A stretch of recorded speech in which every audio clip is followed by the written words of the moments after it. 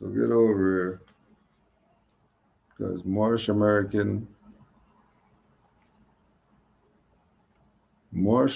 History Month. We're celebrating. We're celebrating.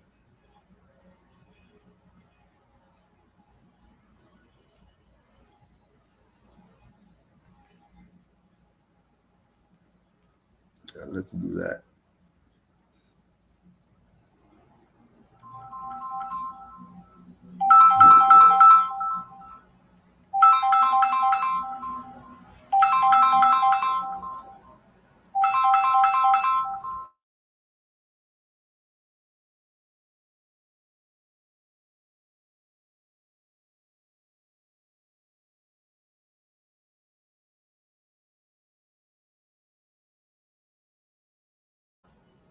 Islam Moors, get in here.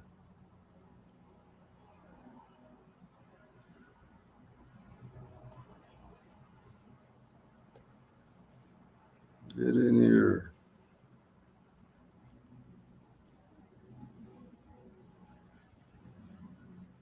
Get in here, Moors. Moorish American History Month. We're here.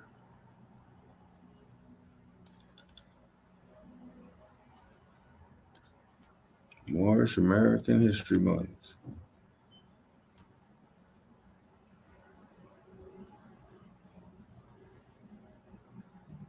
We're good. Common sense was made before book sense. Canaanland Moors presents Common Sense Quick. Legendary, bury me in the North Gate Cemetery, February the 4th day. Son of Mary, day ahead of my born day. Independence alarm makes it a little of a lost case. With case laws, we break them down like Jericho. Keeping all my lions tamed, I'm Chris Jericho. I'll keep a mask on deck, I'm Rey Mysterio. Fake pandemics announced over the radio. Annoyed with the game, the joys and the pains. I'm Rob Bass, mixing with rock the hard way. I was in a lost state. Prophets told me upright, brought me to a lost gate. Cooking like I'm Saute, prepping like I'm Denzel. Malcolm X, Deja Vu, Roman J. Israel. And over door, I lay in plain sight. But people still can't see it, so the snake's still showing up. Stakes still high, so the race still going up. Warriors of the North Gate, we not slowing up. Born in the manger, sworn to be savior. Walk through the valley of the shadows of the death dip in slavery. Looking for life, the book of Genesis. Astroplane entrances, invoke the nemesis. Abstract images of past lives kicking in. Danger, running for your life, finishing. Moorish Omar, key man or oracle. Using Trinity powers, decipher allegorical. Common sense was made before book sense. Canaanland Moors presents Common Sense Quick. Legendary, bury me in the North Gate Cemetery, February the 4th day. Son of Mary, day ahead of my born day. Independence alarm makes it a little of a lost case. With case laws, we break them down like Jericho. Keeping all my lions tamed, I'm Chris Jericho. I'll keep a mask on deck, I'm Rey Mysterio. Fake pandemics announced over the radio. Annoyed with the game, the joys and the pains. I'm Rob Bass, mixing with rock the hard way. I was in a lost state. Prophets told me upright, brought me to a lost gate. Cooking like I'm Saute, prepping like I'm Denzel. Malcolm X, Deja Vu, Roman J. Israel. And over door, I lay in plain sight. But people still can't see it, so the snake's still showing up. Stakes still high, so the race still going up. Warriors of the North Gate, we not slowing up. Born in the manger, sworn to be savior. Walk through the valley of the shadows of the death dip in slavery. Looking for life, the book of Genesis. Astroplane entrances, invoke the nemesis. Abstract images of past lives kicking in. Danger, running for your life, finishing. Moorish Omar, key man or oracle. Using Trinity powers, decipher allegorical. Lost in metaphorical, holy books are metaphysic. Facts slap a dirty more or a Drew Ali critic. Calling him Thomas or Walter and get your face caved. Or cut like a close shave, drowned in my brainwaves. Common sense was made before book sense. Canaanland Moors presents Common sense quick. Legendary, bury me in the North Gates Cemetery, February the 4th day. Son of Mary, day ahead of my born day. Independence alarm makes it a little of a lost case. With case laws, we break them down like Jericho. Keeping all my lions tamed, I'm Chris Jericho. I'll keep a mask on deck, I'm Rey Mysterio. Fake pandemics announced over the radio. Annoyed with the game, the joys and the pains. I'm Rob Bass, mixing with rock the hard way. I was in a lost state. Prophets told me up right, brought me to a lost gate. Cooking like I'm Salt Bay, prepping like I'm Denzel. Malcolm X, Deja Vu, Roman J. Israel. Hand over door, I lay in plain sight. But people still can't see it, so the snake's still showing up. The stakes still high, so the race still going up. Warriors of the North Gate, we not slowing up. Born in the manger, sworn to be savior. Walk through the valley of the shadows of the death dip in slavery. Looking for light, the book of Genesis. Astral plane entrances, invoke the nemesis. Abstract images of past lives kicking in. Danger, running for your life. Finish him. Moorish Omar, key man or oracle, using trinity powers, decipher allegorical, lost and metaphorical, holy books are metaphysic, facts slap a dirty more or a Drew Ali critic, calling him Thomas or Walter and get your face caved, or cut like a close shave, drowned in my brainwaves, squash my heat waves, activating Kundalini, Abyssinia invaded by Mussolini, Selassie I in exile, reptile in Genesis, niggas appearing real, all I see is false evidence, VAR feminists, stomped on by elephants, more like no prejudice but want Moorish benefits, when you feel the cold magnetic resonance, Apis horns of the sacred book all maleficent, great cosmic mothers, return to blessedness, no pestilence, ace all the testaments, tap into remembrance, never to forget again, use energy right, not put spell effects on men, wandering the earth plane with no they live shades, keeps you a mental slave as the horizon fades, it's been decades since Christian crusades, not enough rebellions, too many vigil bouquets, holding on to the fence, burning on doomsday, war ruled by Mars, it might be on a Tuesday. Canaanland Moors presents Common Sense Quick. What we do here is we add some common sense thinking to everyday situations, or comments that may arise. Want to give it a try? Want to give it a try? Big mad. Big mad. You think they're mad? Gonna get you so mad. Get you so mad. And don't forget, send the link out to all the whoever's, all the black, Negro, colored, African, whoever they say that they are, whoever they think they are. Send this to all of them. All these people playing games with people. They don't know who the Moors are. We aren't Moors. We're everything except Moors. We're everything except Moors. All right. So because these are the fraudulent people. Because these are fraudulent people, we're not gonna hear what they're saying. We're not gonna hear what they're saying. How come?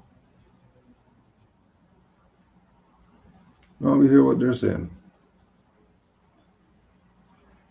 Why? Moore's been telling our people. Been telling them. Don't want to hear what we're saying. Okay, no problem.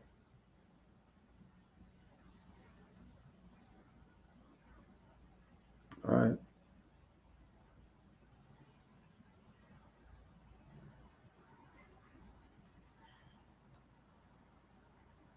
All right.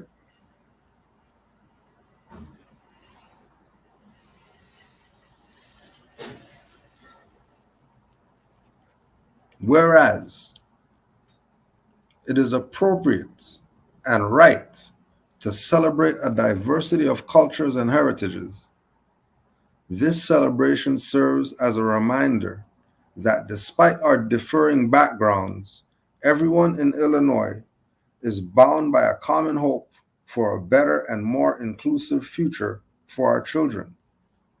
And whereas the Moorish Americans are the descendants of the ancient Moabites, whom inhabited the northwestern and southwestern shores of Africa, The Moabites from the land of Moab, who received permission from the pharaohs of Egypt to settle and inhabit northwest Africa, were the founders and are the true possessors of the present Moroccan Empire. Does Moroccan Empire sound like Chicago to you? That sound like Illinois to you? Those Moroccan Empire. Present Moroccan Empire. Present. True possessors, founders. Remember, we're talking about Moroccan Empire right now. That these people know that there's a Moroccan Empire. Why else are they mentioning it? Present Moroccan Empire.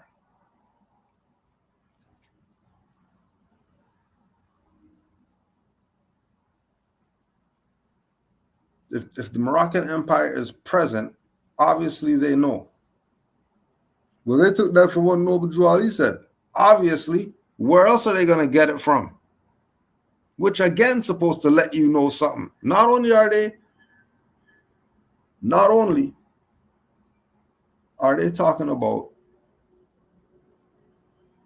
the history of Moorish Americans, they're also taking everything that they have from Noble Drew Ali.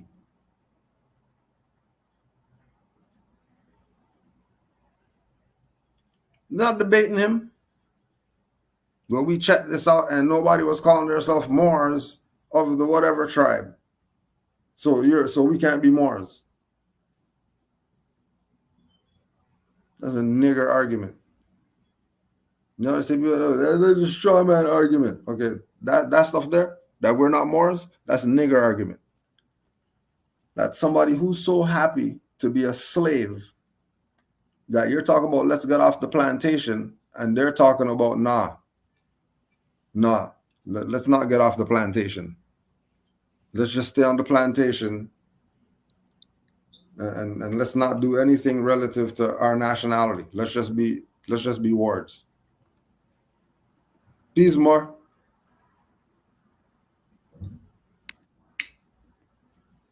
You just muted yourself. Okay, peace and love. So, so here I am typing. I didn't even know I was unmuted. Okay, so I guess you heard me typing. My bad. Oh no, we didn't even hear that. Oh, okay, well, even better. Yeah. What's good? Thanks for the inspiration, yo. And I just remembered. I said because I remember telling myself at the beginning of the month that I'm gonna, pretty much every single day I'm gonna put it out on my IG. Yeah. I completely forgot. And then I just remembered today. So yeah. You'll see it. You'll see it. You should be seeing it every single day for the rest of this long month that we have. 31 days. This long month. This long month. This long, very, very warm, hottest month of the year. Interesting. And the month that is right before back to school as well. Yeah. So yeah. But anyways, go ahead, do your thing, yo. Do your thing. I'm here. All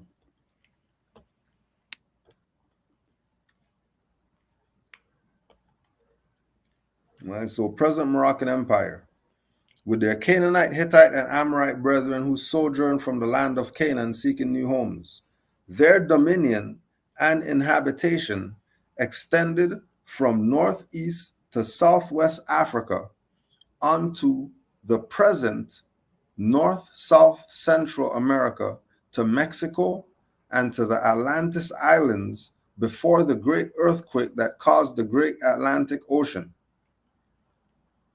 So if they're putting this in their proclamation, as much of a fraud as they are, the things that they're saying are not fraudulent things. There is somewhere called Mexico. You could go research their history.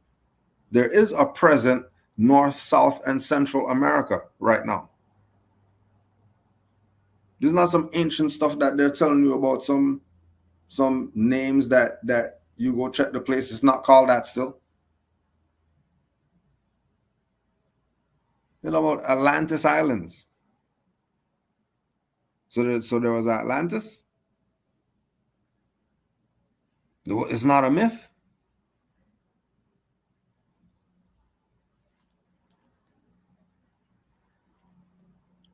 There was a great earthquake that caused the great Atlantic Ocean. Think about where we're standing right now and look toward an ocean. An earthquake caused that.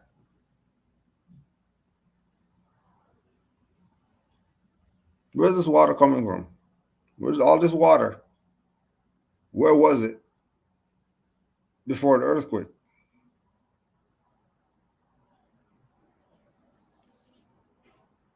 Right? The great Atlantic Ocean.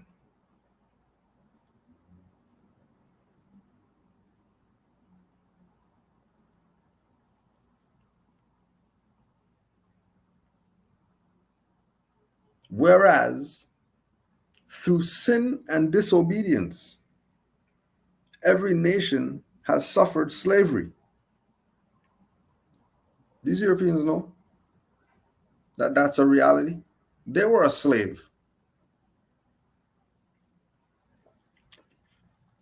And modern Europeans know that they were a slave, and they don't go around bragging about they're a slave and the slave this and celebrating the slavery of all the BS that they went through.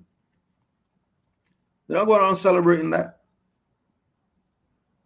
They'll take the good things of their history and then promote that. Our people are taking the worst stuff of our history and promoting that, as that's who we are.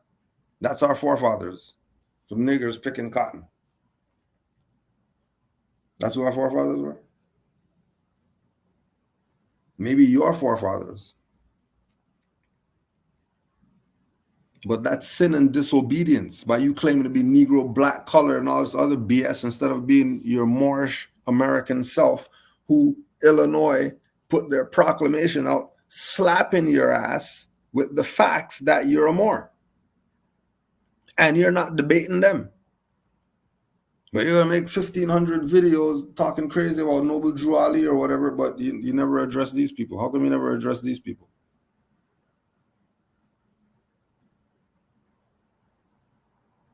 Because either you're going to recognize that your own sold you out or you're a dumbass. Don't tell you shouldn't talk to the people like that because the people, no, they're a dumbass. You don't accept the obvious facts, then obviously you're a dumbass. Obviously. That's why the repetitive theme is this for the two in the back. There's only going to be a handful saved. We ain't looking for 50 million people because people are zombies. The only ones that you could even say you're going to put some trust in is the ones with nationalities. And even watching them funny.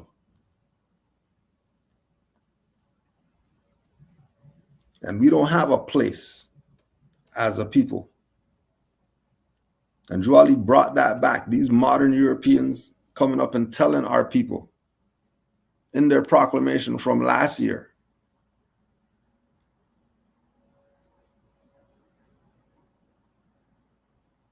Right? We're taking it and celebrating it every August now. This isn't this year's proclamation. This is last year's stuff. This is right now. We're taking it and moving it forward now as a thing for Moors to do. You actually have your month now. You didn't even ask for it.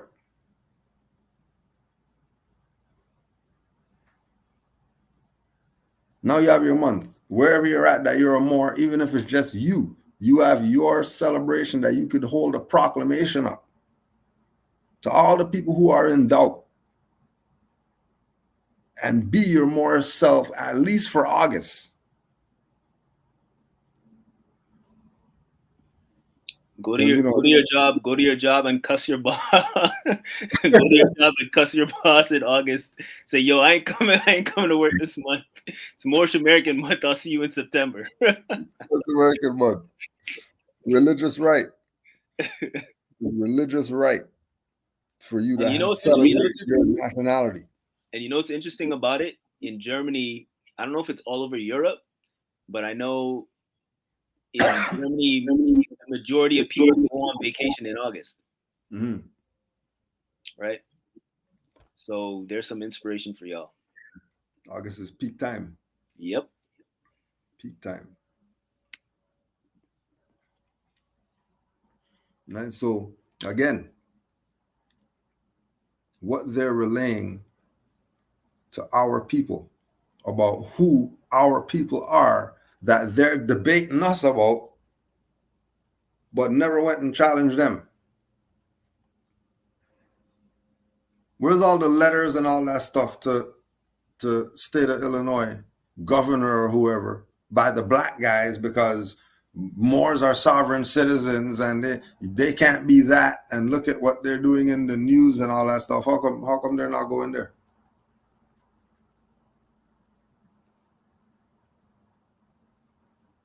Why aren't they going there?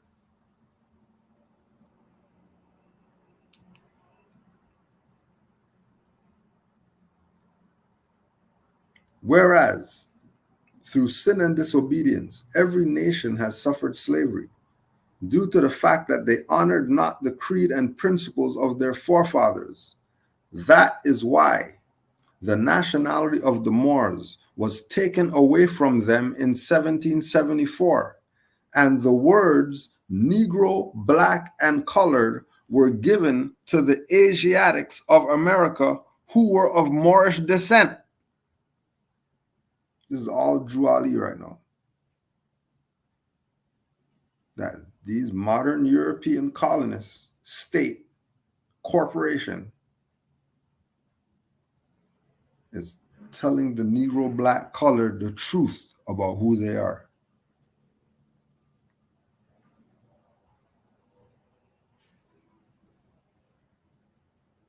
If the slave master is telling me, oh yeah, you're gonna get off the plantation, just go down there, hang a left, and then you're off the plantation. And exactly, they're standing there, looking at slave master.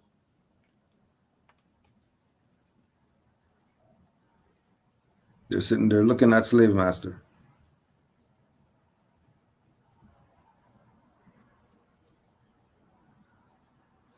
They know the words Negro, black, and colored were given to Asiatics of America. Asiatics of America? How come not Africans of America? Why Asiatics of America? Remember, they're saying everything Noble Drew Ali said, word for word.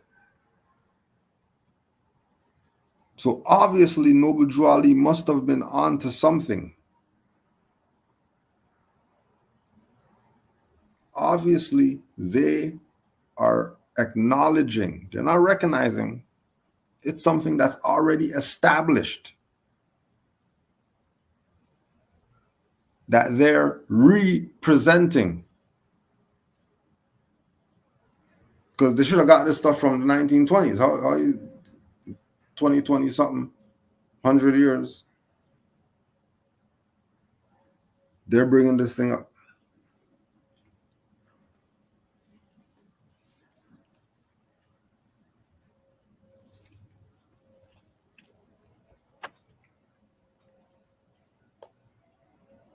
Whereas on January 8th, 1886, Prophet Noble Drew Ali was born in the state of North Carolina, destined to become the first patriot and founding father of the redeemed and resurrected nation of Moorish Americans, the descendants of Moroccans born in America.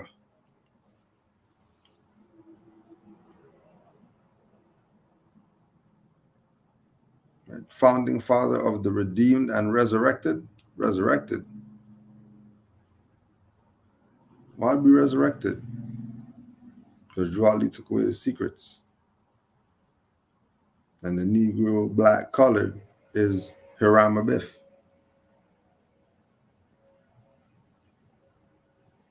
That's how they knew their time was done.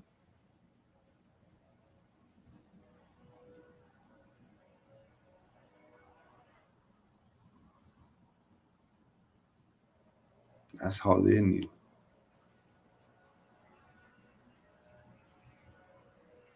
Because once the people get out of their mind that they're not Negro, black, colored, that they have a nationality, and then Noble Ali's telling them what that nationality is, now you're a nation. Again. Because you were a nation before.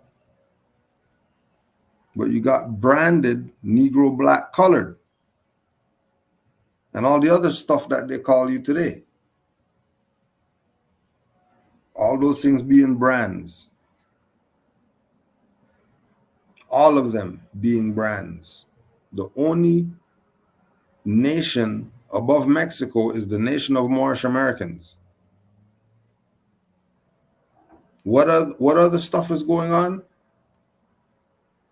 With people coming here and them, engaging in commerce and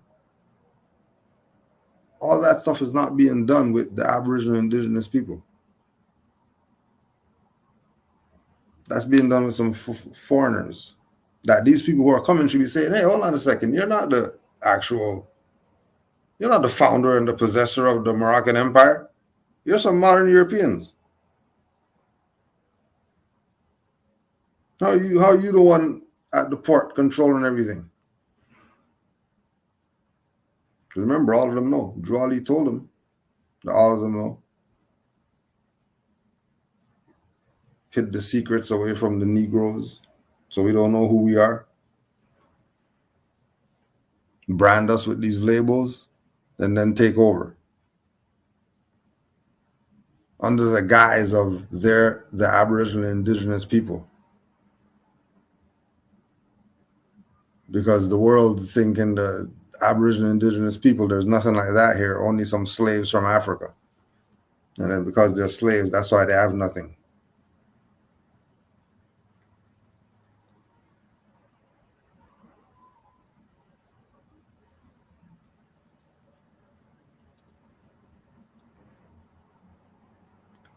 The resurrected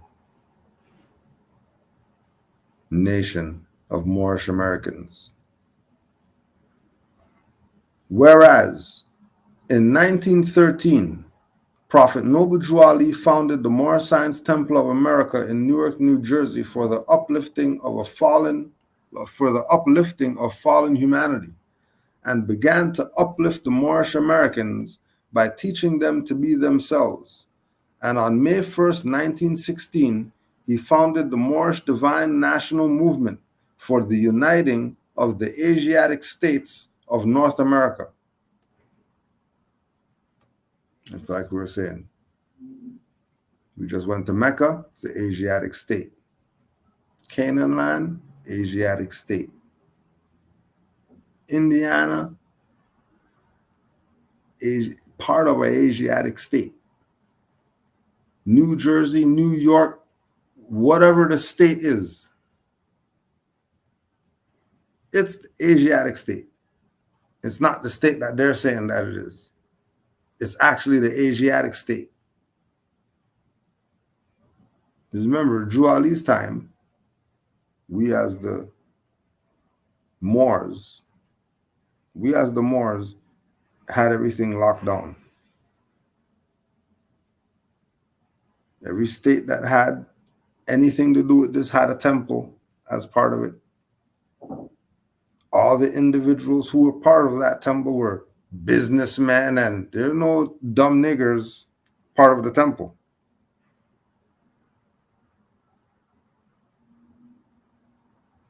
And anything that they came in with was in assistance of the Prophet and the movement.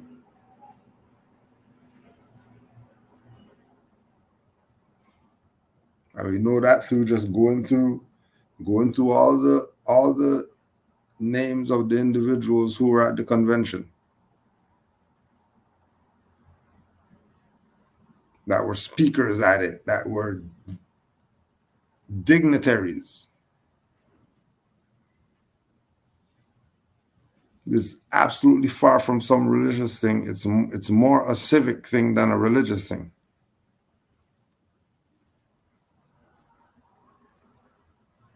And all these levels, having a Moorish Science Temple, so you could deal with the corporate whatever. Having the Moorish Holy Temple of Science, so you could deal with the civic whatever. Have the Moorish Divine National Movement, so it could be an umbrella. Have the Moorish Empire, so you have somewhere to house all these different entities that are ultimately part of the nation as a whole. If all the people are saying that they're Moorish American, then everything they do should be for the nation and all its different parts. That's how everybody else has unity. It's not hard. Our problem is we have these bunch of people that want to be classified as Negro, Black, colored,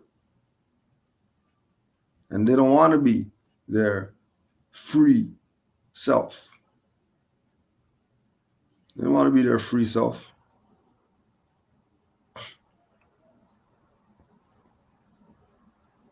Like being this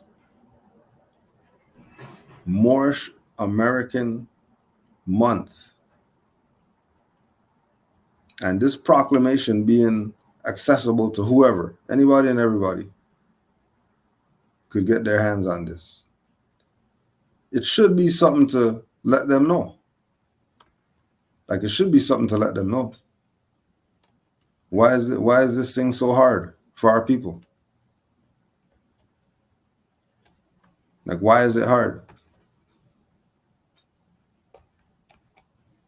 Now if it's this hard, then we might as well do like Moreno Bay and just go in the background. Like Fontes and all them and just go in the background. And this is just about being Moorish and living your life. And you just downloaded this from the internet. Yo, the thing is on.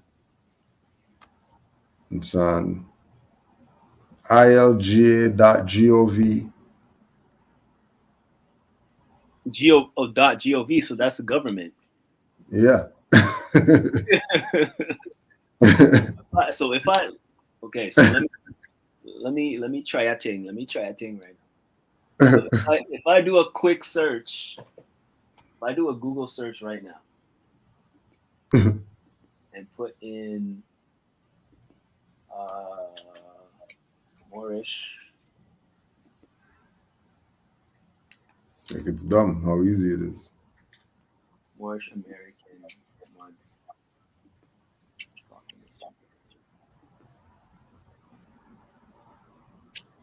It's not even funny how easy and simple the stuff is. Proclamation, whereas the Moorish Americans are. Okay, let me click that.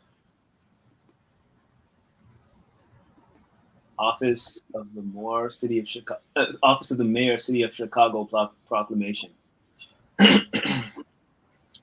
Now at the end, let's see the bottom. Now therefore, I, Rahm Emanuel, Mayor of the City of Chicago, do hereby proclaim.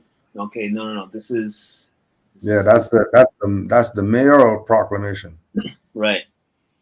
Okay. This is the General Assembly State of Illinois proclamation. That these people who are debating Moors are going to say these guys are the government, right? That's what they're going to say. State of Illinois, like that's the state government. That's who they're going to be going and voting for, or whatever, when they're Negro, Black, colored, or African, whatever. Or even if they don't vote, you know what I mean? Like, you know, they have no nationality. They're debating Moors.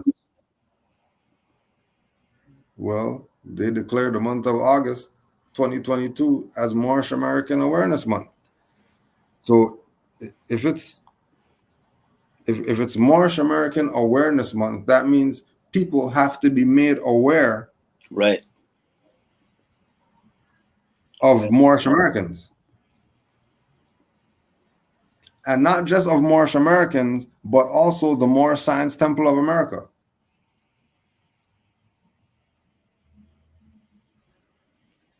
Right. The awareness. Right. This is interesting. And that's the key, the awareness.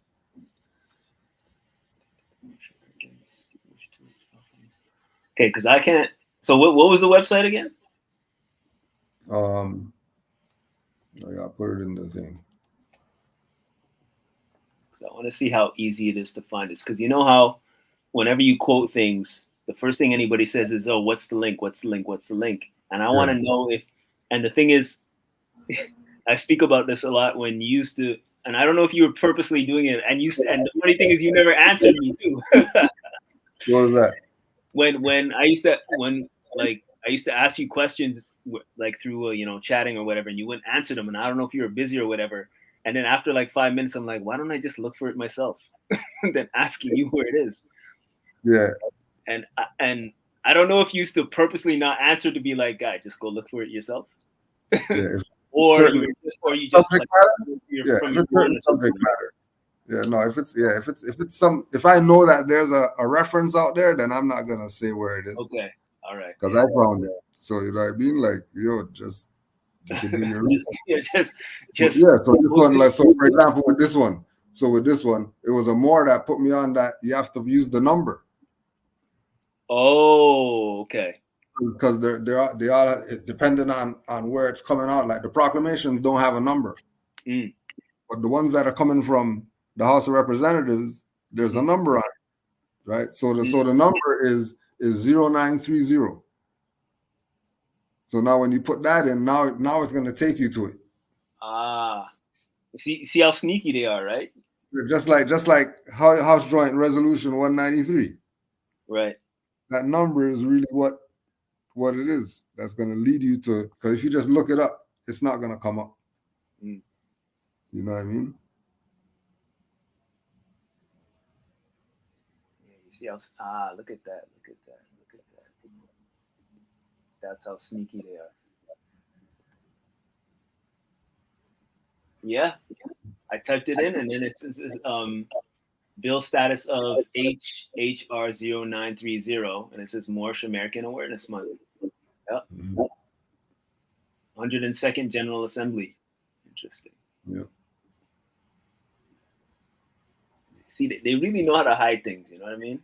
Because if anybody just types that in, they're gonna be searching and searching and searching. Where is it? And then they're gonna figure that you're making it up. Yeah. Very good. And which it makes sense. Yeah. Right? Like it makes sense that's going to be their move. Because people are going to, first thing they're going to do, oh yeah, whatever, nah, that ain't real. And then they're going to go check and nothing's going to come up, just like what you did.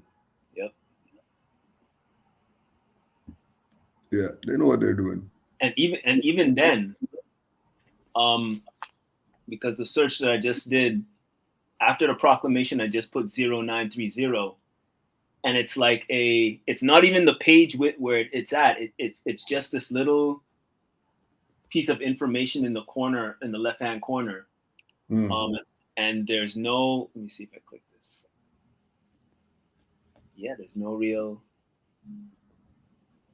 exactly. Isn't that interesting? So there's no link.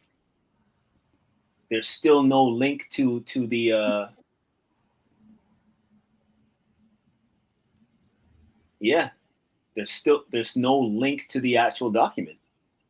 So the fact that you typed it in the chat, let me go back to it. Yeah, because what I have is everything that you have there, but then after legislation, I have bill status _PH and so on and so forth, but I don't have the 102 HR. So that's it. See? They're slick with it's still the LGA.gov though?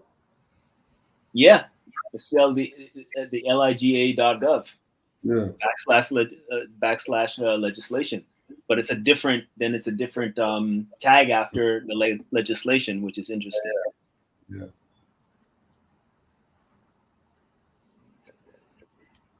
These guys are scamps, man.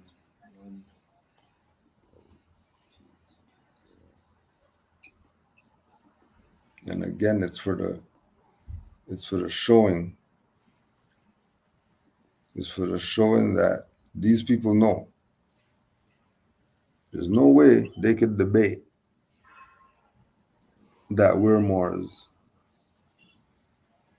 but not debate these people who are saying it. Right. And not one word is said to them that they recognize and celebrate the contributions to cultural diversity, econ, economic growth, and overall development of our state and nation made by the Moorish American community. The involvement of Moorish Americans existing was even at benefit to the state.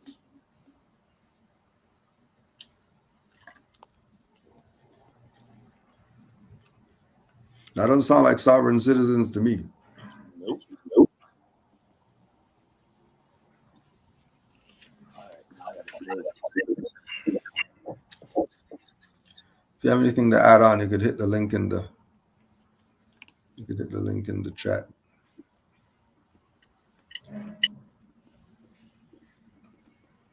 Let's see if we could, No, go ahead, more. I was about to say, let's see if we could swindle Brother Yusuf to get up here and talk about that video that he posted. That was fire. Yo. Fire. It's like Moorish everything. And I was Moorish. saying, yeah, and I was saying like our ancestors are so dope that like what Europeans, or what we consider sacred geometry right now, that's supposed to open up portals and stuff when you look at it, that's basic stuff in the tiles for us. All over the house, the carving in the in the banister, like, you know what I mean? The thing that the banister, when you go upstairs, and it's like the wood banister that's preventing you from falling over, like the carving in the wood, that's all sacred geometry in the wood. All up in the ceiling and the carvings in the wall, all of that is sacred geometry, and that's just normal stuff for us, for our ancestors. That's the type of detail that I just live for. I love that detail. So if you consider that,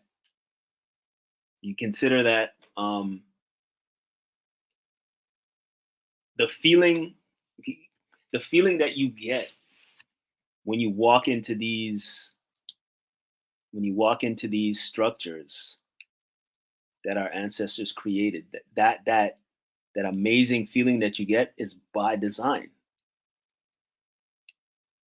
Because if you think of everything that's in those structures, those houses, those buildings, is purposely done. There's nothing that's in there that there's no reason why it's there. So down to the decoration, when you look at the decoration, it's supposed to stimulate something inside of you to raise your vibration. That is bananas to me. But then that's how I think when I create stuff. I want people to get lost in, when I do my design work, I want people to get lost in what they're looking at. That's what I was just thinking about. I was just thinking about that because the section of the Sakina Moor that has the designs on it, mm-hmm. that's what happened with that. Mm. The same thing that you're talking about, mm-hmm. with the design, the intricacies of the design, and you walking into it, doing something. Mm-hmm. That was the same type of effect that I got with the shoe, seeing the design on it. Yeah. Like that's I live for that stuff. That's what I'm looking for. Like when Asanaya and Khalifa were here last year and we went to the museum, the guards, it was so funny. The guards and security, they were just like laughing at Asanaya and I, not laughing like, oh, these guys are idiots, just in amazement at how long we would stay on a piece, and we'd be just discussing it and the details and what it all means. And And then the security guard would walk by and then come back and it's like, you guys are still here? I was like, yeah, this stuff is amazing. And so that's I'm saying, man, our ancestors were the illest, absolute greatest to put all this. They just knew once you go into this place, there's like a level of calm when you're there. You know what I mean? That you step into that place and you're seeing all these intricate lines that coincide with each other in such a Fibonacci sequence, if you want to call it that, sacred geometry. What else do they call it? Islam, the golden rule. What's that? Brother The is golden rule. the golden rule, exactly. The golden rule. The golden rule. They have so many names for it, right? And it's these things where it's just in nature. So every time you see it, it's just beautiful. And so that is everywhere throughout the entire structure. The tile on the floor is that way. The carpet is that way. The railings going up the stairs, the designs within the railings is that like the amount of thought, like the intent that goes into that, to say that I'm creating a structure like this and the intent is every single where that you look. That is the level that I'm talking about. That's the level that I look for to create and stuff. That's the level of our ancestors. That's why, like, when I look at these buildings, I just like marvel. They can stay in one little corner. That's what S and I were doing. We're looking at this thing. We're just staying there. It's this. We're looking at whatever. It could be like a spoon and the intricate details of the spoon, and just based on the details, it's our ancestors that did it. Crazy. So yeah, if could swindle, if we could bait if we could bait Brother Yusuf to come online and talk about it. If he's there, if he's probably at work or something like that. So, but yeah, I yield. Brother GMH, hermano. Islam, hermano, ¿cómo está? Islam, Brother Heggie. Islam, more. Peace, I know you probably have a lot, so feel free to release yourself. Yeah, everybody, before brother Is starts, everybody get your popcorn. Oh, can I say I'm long-winded? No, I'm just saying, enjoy it. Get your popcorn. If you have a little thing of tea or something like that, just relax and just soak it all up. If you have pencil and paper, all that, take some notes. If not, you just want to soak it up, just lay back, put your headphones on, put some dark shades on, and just soak all the gems up. Peace and love. Islam. Man, I don't know if I could live up to that intro, but I'm gonna do my best though. Inshallah. All right, yo, something came to mind when Brother Sheldon was speaking with Gran Heggie, real quick, in regards to this proclamation and Moorish American month, and it being the longest month in all. We know the history of February, yada yada. Nobody else sees the correlation. Potentially, possibly, could be, maybe I'm grasping at straws, to what they call Juneteenth. What's the story behind Juneteenth? Some great general rode his happy self down to Tejas to let the people know, yo, y'all got free like 3 years ago. And nobody told you, but your captivity has ended. But nobody else saw that, or am I just reaching for straws? I'm asking for an ancestor. They tap in. to bring it up. Huh? All right. Um, anyone ever heard of a gentleman by the name of Thomas Barclay? Thomas, Barclay. Yeah. Probably haven't. Probably don't. I know I sure didn't. Not till about 5 or maybe 8 years ago.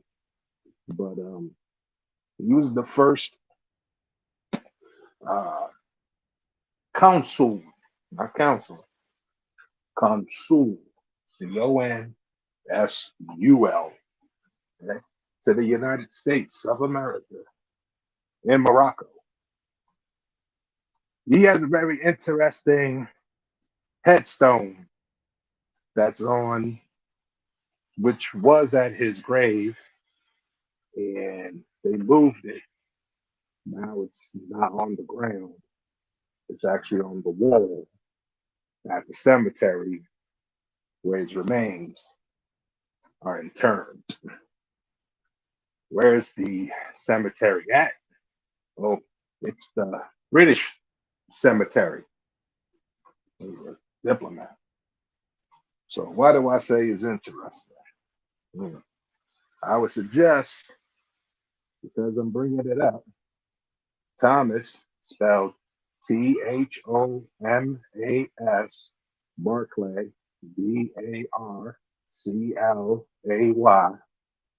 that you do a web search on that. Maybe add, where's he buried at? Where's Thomas Barclay buried at? You'll get a Wikipedia page that comes up. You will. I just tested it, tested it both on DuckDuckGo and in Google. Both of them return that wiki. It'll be for top 3 links, one of those 3. Take a look at the plaque though. Check out what it says. And more importantly, if you got that wiki page open, take a look at what the wiki page itself says. I don't know if this is going to work. Trying to open it up now.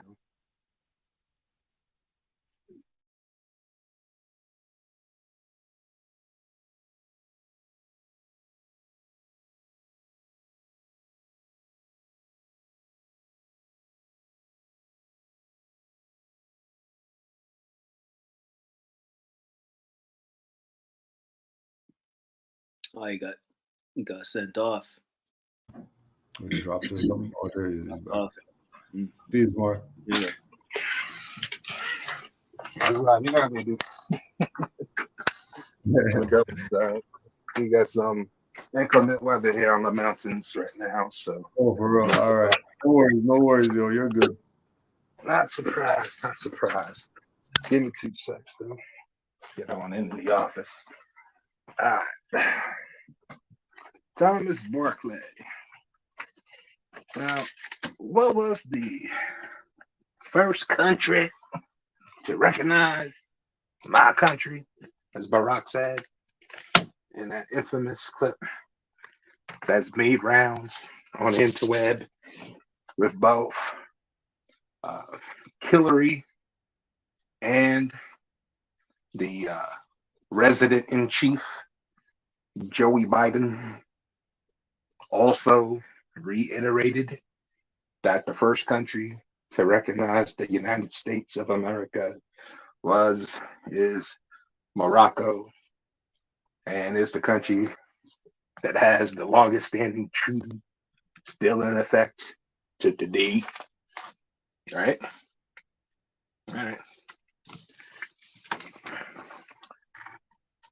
If you go look up Thomas Barclay and come on now, and his burial site, you'll see the headstone been moved to the wall. I'll read it to you in case you can't pull it up because of where you at. Understand? I'll pull it up. So, and I'll just read it to you. The first United States consul, spelled Consul, Thomas Barclay, was killed in a duel in Lisbon and buried in this cemetery on January 21st, 1793. He was born in Strabane, Ireland in 1728. It has a second paragraph, believe it or not, on the headstone. Starting with George Washington made him consul in Morocco in 1791 at the request of the first Secretary of State, Thomas Jefferson. So why is this of interest? Why am I bringing this up?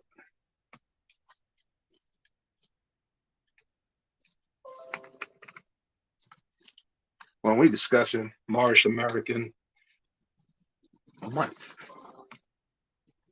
Well, if you took a look at the wiki page that comes up, it's the first link on Thomas Barclay. When you search, where is Thomas Barclay buried at? You'll find some interesting information. You can go through the early life and all that good stuff. Section I like is first American diplomat in Morocco. A couple of paragraphs there. States, Barclay arrived in Morocco capital of Marrakesh in June 1786. After 5 months of overland travel and a sea voyage from Cadiz to Morocco, port of Mogador. After 2 audiences with the Sultan, the draft treaty he had brought from Paris was accepted with only minor changes. When the question of future presents or tribute was informally raised, he made it clear that there could be no question of either, or he would have to leave without a treaty. The matter was dropped and Barclay obtained for America, remember, United States of America, a rare treaty with a North African power without promise or tribute, large annual payments and or delivery of military or other goods of value. The treaty was ratified by Congress in July 1787. The United States Department of State official observed in 1967 that the basic provisions of the 1787 treaty have never been broken, making this the longest unbroken treaty relationship in the United States history. The treaty meant that American ship captains no longer needed to fear Morocco corsairs and the Atlantic shipping lanes to and from Southern Europe, and were safe for American ships as long as a Portuguese naval squadron at the Strait of Gibraltar kept corsairs from Algiers, Tunis, and Tripoli in the Mediterranean, which it did until long after the United States made peace with Algiers, the principal threat, in 1795. Except for a few disastrous weeks of a truce in 1793, when 11 American ships were seized by Algerian corsairs. Okay, at least seven of them were in the Atlantic. 1791, George Washington and Secretary of State State Jefferson sent Thomas Barclay back to Morocco to reconfirm the U.S.-Morocco Treaty with the successor to the late Sultan with whom Barclay had negotiated. By the time he reached Gibraltar, an internecine battle for the Sultanate was underway among the late Sultan's sons. He was told to wait, which he did, reporting to the Secretary of State Jefferson often and in detail with news from Morocco and other parts of Barbary. In December 1792, He received a letter from President Washington asking him to go to Algiers to ransom Americans being held there and to negotiate a treaty with the ruling Dey. That's DEY. Okay. In parentheses, Barclay was the backup to John Paul Jones, who died before receiving the instructions. He immediately went to Lisbon to obtain funds critical to the mission. But on his third day, he took sick. The following day, January 19th, 1793, suffering from what the doctors called the inflammation of the lungs, Thomas Barclay died. According to his headstone, now placed on the wall of the British Cemetery in Lisbon, he died in a duel. That's the end of the wiki page. So, hold on. The wiki page is saying that on the 19th of January, he took sick and died from swollen lungs. The headstone says he died in a duel. Nope. Anybody else see, I don't know what to call that, potential conflict there? Somebody's story's not doing the mathing thing, don't we think? No? That doesn't seem a little strange? Let's read that placard one more time. The first United States consul, Thomas Barclay, was killed in a duel in Lisbon. And thanks to Wiki, we know that's saying Lisbon, Portugal, right? Over there. Okay. And buried in the cemetery on the 21st of January, 1793. But George Washington made him consul in Morocco in 1791 at the request of the first Secretary of State, Thomas Jefferson. So when we would go through history, I know it's been a while for some of us, classes.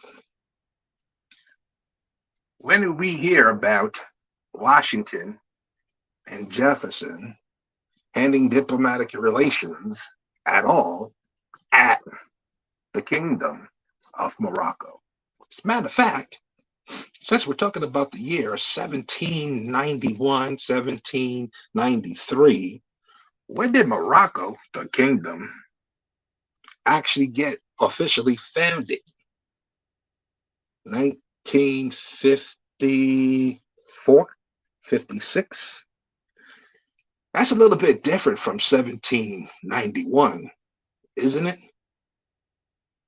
And if it's Morocco that he was dealing with, how come we have all these issues with Tripoli, Tunis, Algiers, and the Rock of Gibraltar?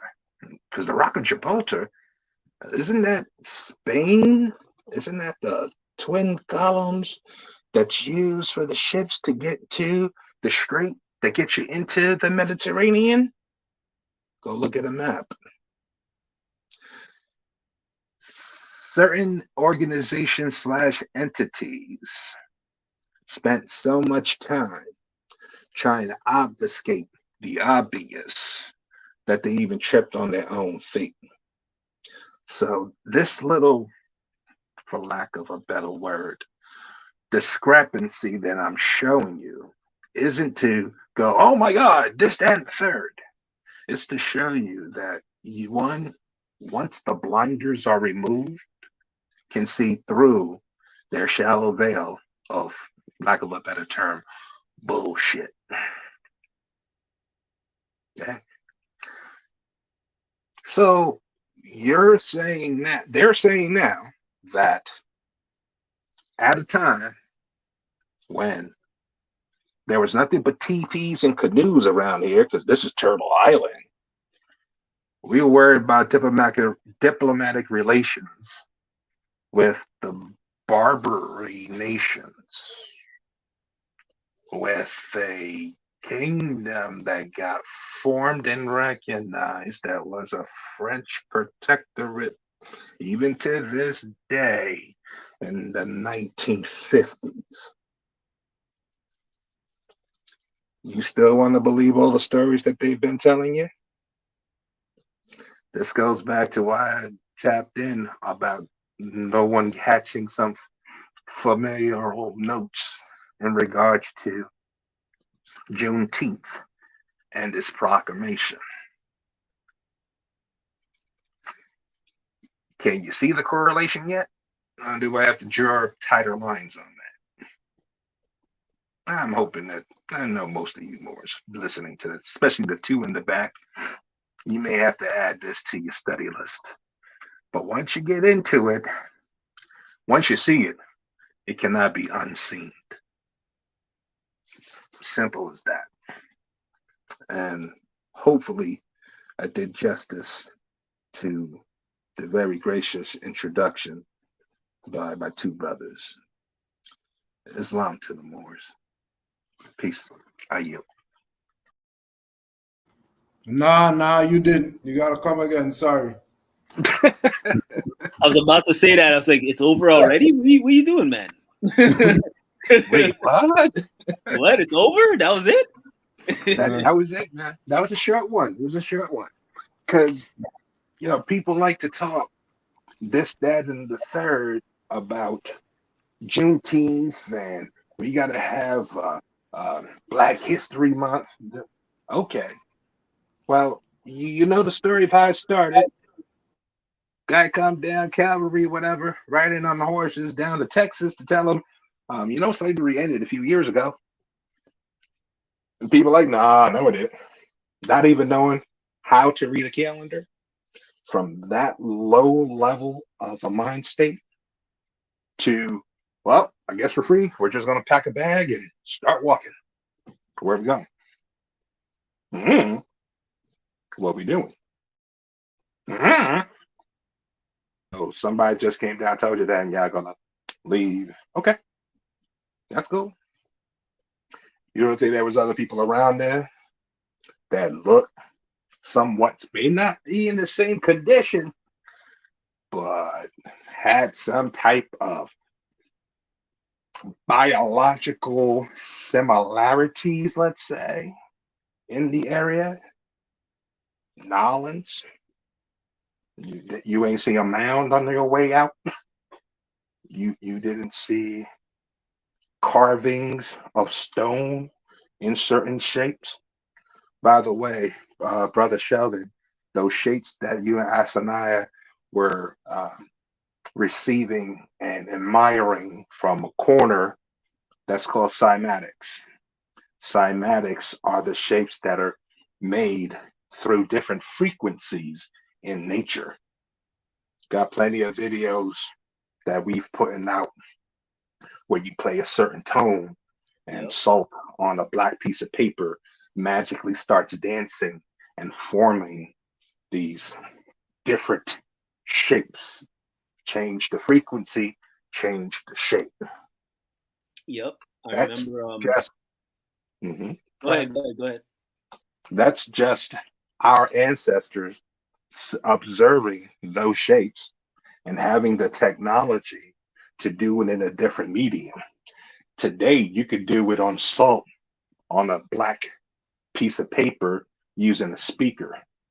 I'm sorry. I come from the people that did the same thing, but they did it in stone, and the stone still stands today. Now what?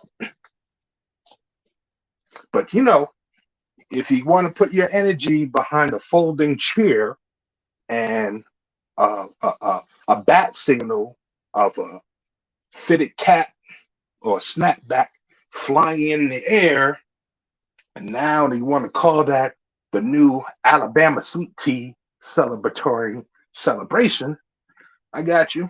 I hear that. Good thing. How about that same feeling that you got inside is a misnomered feeling of Moorish unity and pride? The problem's not them. Bars. The problem's in you.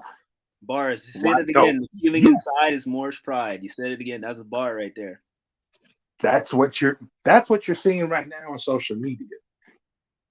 All these memes of people grabbing folding chairs and spinning them around on a grassy field with Bruce Lee Kung Fu movie playing in the background, or the Rocky theme song, because yeah, I gotta get that training in for the next time it sparks up. All that's getting you like, yeah, I can't take my eyes off it. That feeling, that's really Moorish unity pride being misnomered as a Black event, because Black is not a people's, it's a legal status. One who does not know or profess their nationality and who's doomed to receive whatever treatment that good standing citizens. And what's a good standing citizen? Here's the part that gets all racial: a free white person.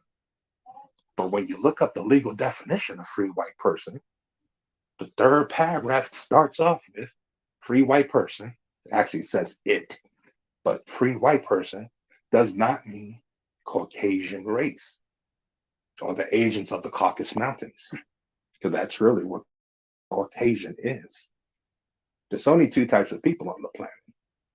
You got Orientals and Occidentals. What's the difference? Occidentals, much fairer skin than all the Orientals. Oh, you don't know that? How come the place you call today's India is known as Asia Minor? Because at one time, the entire planet was known as Asia. That's why we're Asiatics. You see, it's not difficult once you have the information. It looks like a giant jigsaw puzzle because that's how much of the basic foundational info has been hidden from you. And it's not that it's hidden, it's that it's cataloged in its proper name. But you're going to look for it through new mind deceptive terms called misnomers. What's a misnomer? It's a name, a war name given by a combatant to other peoples. That's why in World War II, you watch one of those World War II movies when they're in the South Pacific, they don't say they're going after the Japanese. They don't say they're going after Nipponese. They say, yeah, we got to go after Charlie. We're going after the Japs. That's a misnomer. To keep that person, your enemy, away from what gives them strength, which is themselves. Because your strength comes from your nation. Where's your nation come from? Your mother. I'm not saying that as an insult. Comes from woman. She carries the nation in her womb. Now, do you see the reason why you're having an attack on genders? Ooh, ruh-roh. Can't talk about that. Get the alphabets all on us. But I don't care. Because I don't hate anybody for anything that they do, as long as it doesn't mess with me and mine. And mine is not just my circle of love under roof. Mine is also my people's. Whether they're astute enough and erudite enough to know the difference between education and indoctrination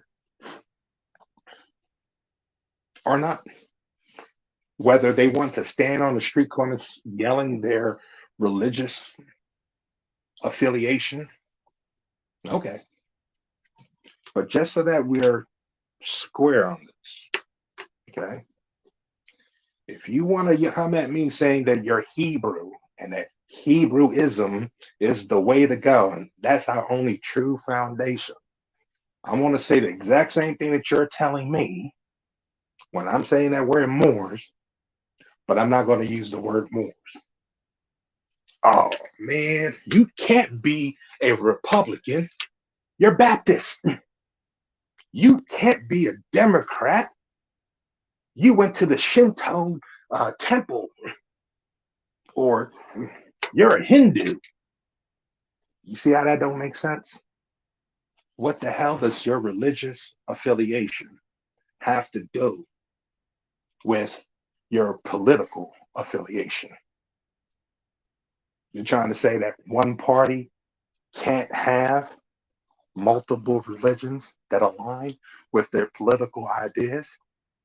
And I'm not saying that those two parties are the way to go, because you already know, if you read the Constitution, that nowhere in it does it say anything about democracy. But you go to the fourth article, it tells you a lot about the constitutional republic, which is the form of government you have here. Hell, you should know that just by remembering what the hell the Pledge of Allegiance was. I pledge allegiance to the flag, U.S. of America, and to the republic for which it stands. How'd you mess up republic for democracy? How'd that happen, Shrey? I'm asking for an ancestor, because again, they just tapped me, and now I'm tapping you. So we can continue with the silly games. You can continue with the silly arguments. You can continue with the silly comments. But I'm at the point, I can only speak for myself, where I look at it and literally, first I laugh, and then I fight back a tear. Not because it was said, not because my feelings are hurt. I look at the source, the person that said it, you know? And if you're accidental and you're saying that, I get it. Be proud of that, stars and stripes. But don't get mad because others know that's not a flag. That's the Star Spangled Banner, not a flag. That was created to allow certain people to get out of their Slavic ways and that miserable condition. That's the history that was swapped on you. That's the reason why certain quote unquote slave narratives, when you read them, they'll tell you real quick, yeah, black slaves, yeah, they sucked. They're not worth a damn. Black men pale. You working in Florida, today, right now, it's 115 degrees Fahrenheit. Get your ass in that field and start cooking up strawberries. You think an Occidental is going to be able to survive on August like that easily? Good luck. Good luck. Everything's out in the open. You just got to use the right terminology. So if I want to know a specific recipe for a chocolate chip cookie, but I'm searching for recipes of meatloaf, I shouldn't be upset that I'm not finding a chocolate chip cookie recipe. And I'm sorry to make these analogies so basic, but a couple of y'all need this basic shit. Really. I posted a comment on some social media influencer person's account. They're not that important for me to name. And when I posted the comment, because they're real that they had, talking smack about people trying to steal other people's cultures, and that Mexico is Mexico, and this, that, and the third. And if you don't believe that, then something's wrong with you. You're just an idiot. Okay. So what I do, post an excerpt of the Treaty of Hidalgo and Guadalupe Hidalgo, where within the treaty, that's read into the record, and this ain't the National Enquirer record, this ain't the Joe Blow let's go talk some BS on the corner while drinking beer and shooting dice record. It's a congressional record, man. All right. Where it specifically states that the land from this point, from the Bravo Rio River down to the Nueces River, and then past that point begins Mexico, that it truly belongs to the Moorish people. Oh, by the way, if you want to do a quick web search on the Bravo River and Nueces River, N-U-N-C-E,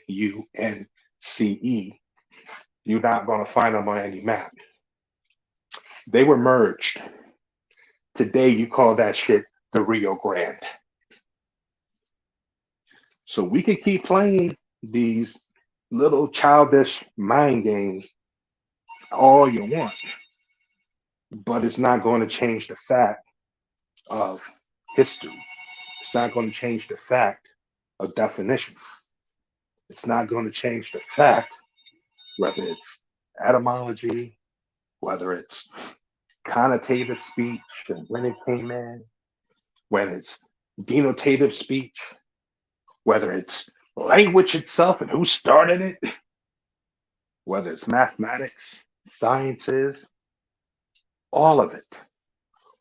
All of it came from people who supposedly were picking cotton. But, all depends on who you want to give your validation from. You want to hear from the other side? There's plenty of folks on the other side who are putting out the rear, who way long at it. Y'all all heard of them too. Whether it's Peter Moon writing his books, getting paid, disappearing, Montauk Project, and all that. All right. Whether it's Cory Booker talking about, the Choctaw, they're great people. They during the famine of Ireland, they got together what would be in today's money $5,000 and sent it, even though they were in hardship. Yada yada. Well, you got to ask yourself, why they do that? Then go pick up a copy of David McRitchie's Ancient and Modern Britons, because then he'll tell you. Remember, book written in the 1890s. Okay, tell you straight up, Danes, yeah, they're dark. Swedes, yeah, they were dark. Even from Irish, yeah, they were dark. Celtics lived next door. They lived intermingled. That's a rowdy bunch. They were cool with just chilling with the Moors out there and getting into shit. How long for? Was it just during, the Queen Elizabeth era? Just so that just so that we're all on the same page, McRitchie does a wonderful job illustrating, when the Romans invaded Britain, yeah, that'd be 100 BC, okay, 100 AD. Team there? Yeah, there was two divisions, one Moorish, one Celtic. Moors went through first. Why? If we got to fight, am I going to send Joe Glass Occidental's ass first, or am I going to send Mike Tyson? I'm sending Mike Tyson and his boys. Okay. Mike Tyson and my brothers are going to go through, wreck shop, and keep it moving on the quick fast. Y'all come in behind. Everybody that's hurt on the ground and ain't dead yet, stick them with this. Take this knife through the neck, through the chest. Then catch up with us on the other side. We'll party after that. You ever went to a show and things like suck? What does the crowd do? Boo! boo, boo. I know some of y'all right now are probably doing that, hearing my voice, because I'm telling the truth. But here's the funny thing about that. That chant of boo, that's a Moorish war cry. That's what we do just to do to anybody who FAFO. Y'all know what that means. We fucked around and found out. Hold on We a second. surrounded them with a boom. Yeah, go ahead, man. Hold on a second. Yep. You saying that? Are you, Go ahead. see what I'm saying? This is exactly what I'm talking about. This is exactly what I'm talking about. Whenever you start going in. Yeah. So you're saying that boo is a Moorish chant? Boo is a Moorish war chant. I'll get even more specific. Wow. Boo is a Breton Moorish war chant. We would surround the enemy, start booing and hissing to scare the crap out of them. Most would drop whatever they were holding and take flight. And those that didn't, we came down through and ended them. That's the peoples you come from.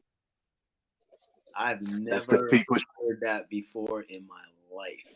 Wow. You can find that.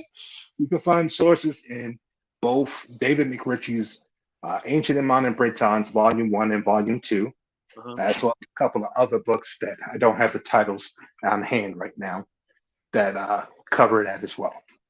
But that's interesting. How come I don't yeah from Ancient and Modern Brit?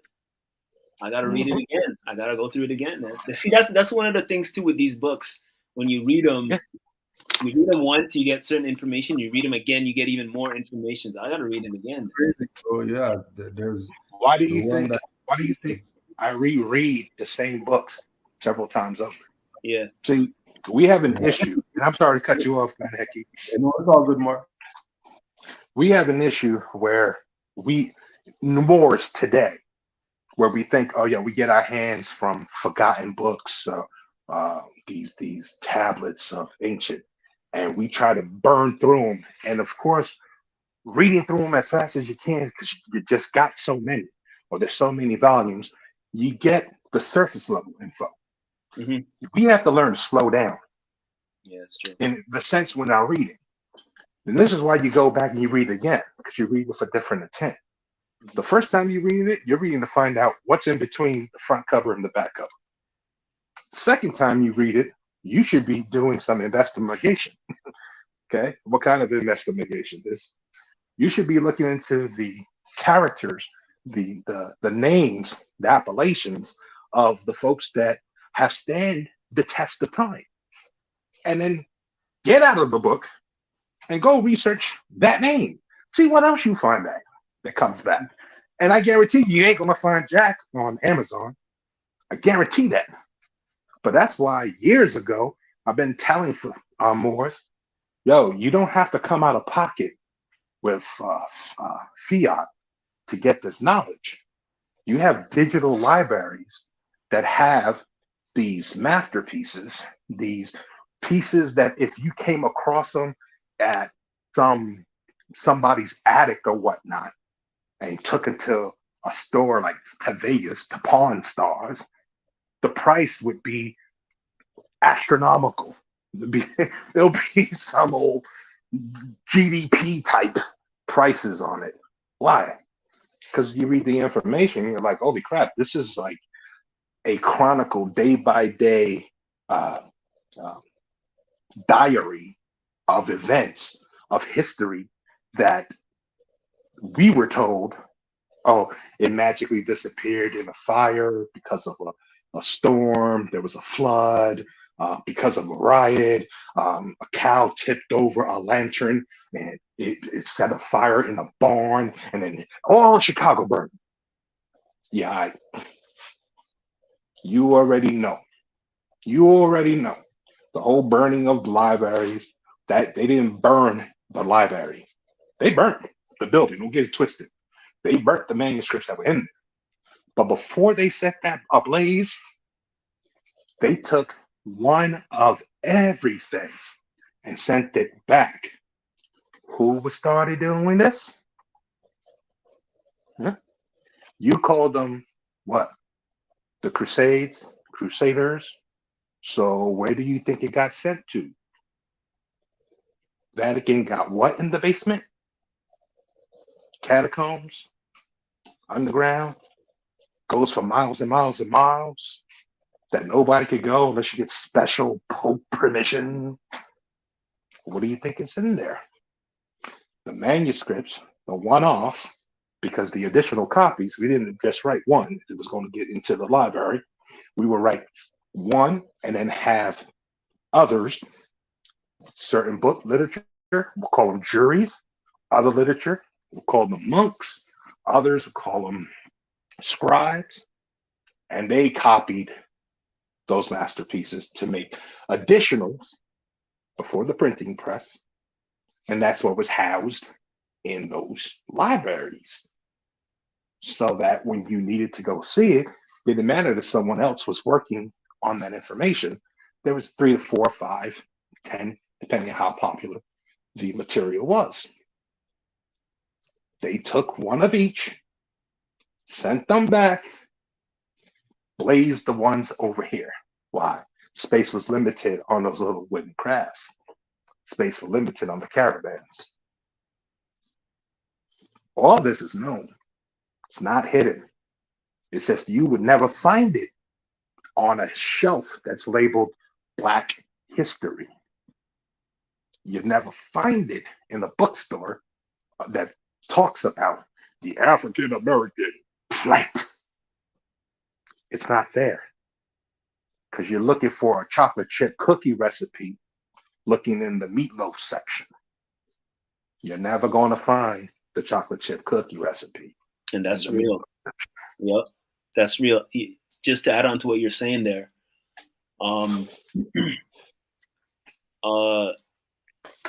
this guy contacted me on IG, and he was asking me about it's a Michael Jordan page that I follow, and he contacted me and he was asking me some questions and stuff about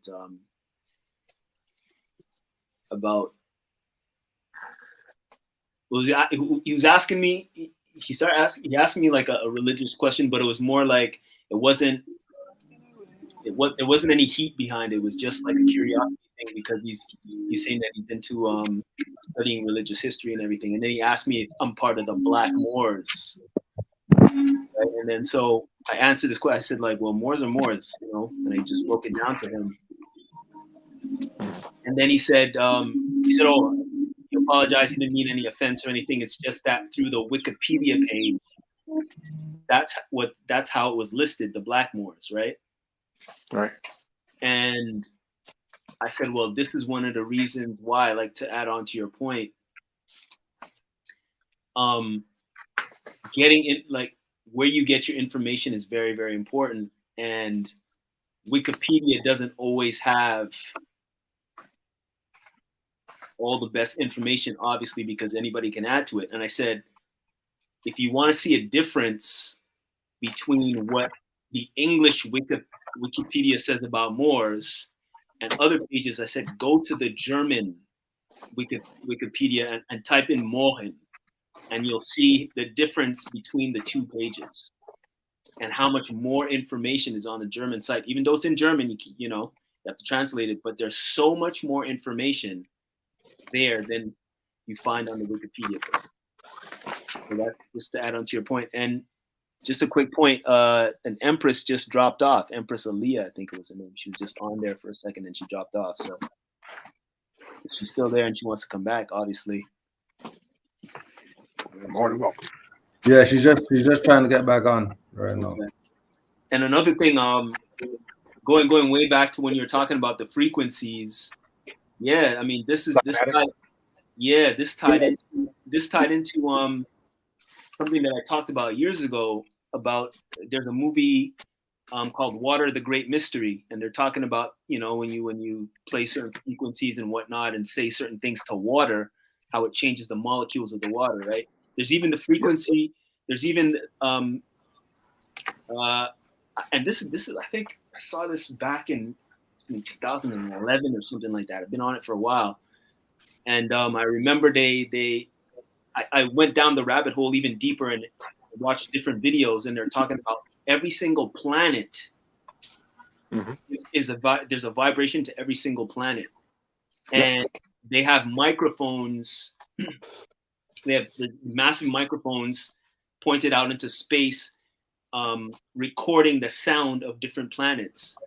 And what they did was they recorded those sounds and they played it to water, and then they flash froze the water. And they said because the sun is the center of this solar system, when they recorded the sound of the sun and they played it to the water and they flash froze it, it was literally like it's like a 6-prong quartz crystal. Like it literally looked like quartz, but 6 prongs, and it was like perfect. And so going down that rabbit hole when you're talking about, with the sand, I remember seeing those videos too. And I remember also researching different frequencies that they had in Kemet, and how one of those frequencies is literally on the walls. Like they show the frequency of it, and I found what frequency that was. And so I have it on my, I think it's at 3,858 hertz or something like that. And just pull it up. And it's like this high pitch sound. And I remember listen, every single night since 2015, I've been listening to frequencies when I go to sleep. Like it's playing all night. And every single night I remember my dreams. Every single night. And so I remember thinking how, getting to your point about showing how, they put the salt. Remember, they put the salt, they did rice and everything, and they play it on the sheet. And I remember thinking, how dope would that be to make your bed, like create a thing that you sleep on that has that slight vibration. Now, obviously, it's a loud noise, but you know what I mean? Like figure out a way to dampen the noise so that it just vibrates the bed on that. To sleep on that, and what that's going to do, because that is your body's mostly water, so you're changing the structure, the structure of your body. So I was thinking like, yo, that would be dope. But now getting back to let me hold on. Let me camel back on your point real quick. Since you brought that to the table, let me give you something to take back from the table. I know you have a good memory, so I want you to remember thing called the Rife tone machine. Tone machine? Rife. R-I-F-E. Oh, Rife tone machine. Yeah, because what you're talking about has already been done. You just don't know it. It's because it's been suppressed. Okay. So basically that a doctor, and mind you, Occidental doctor, not an Oriental, Occidental doctor, came up with the same experiment that you just described, and built a frequency machine that plays tones all through the body as a cure for certain ailments that start with the letter C and end with the letter answer. Yeah. Just to make it begins with the letter C. It begins with the letter C, and if you want to know the answer, then put them together, right? Yeah, I got it. Exactly. Yeah.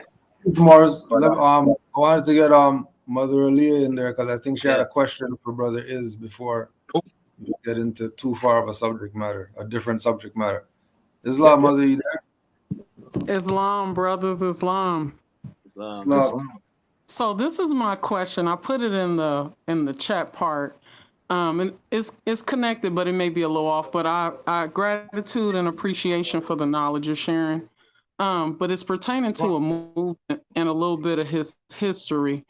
Every time, I know you guys are probably familiar with the movie 300 and with the Spartans. Every time I've watched it, I felt like being a, I don't know, maybe I'm off, but I've always felt like that's us. You know what I mean? Like, or that would be our fighting style or our warrior spirit, so to speak. And I wanted to know if you had any information on that. I did a little digging on it, and it's semi-connected some of that with the Moors, but I couldn't find a lot of information.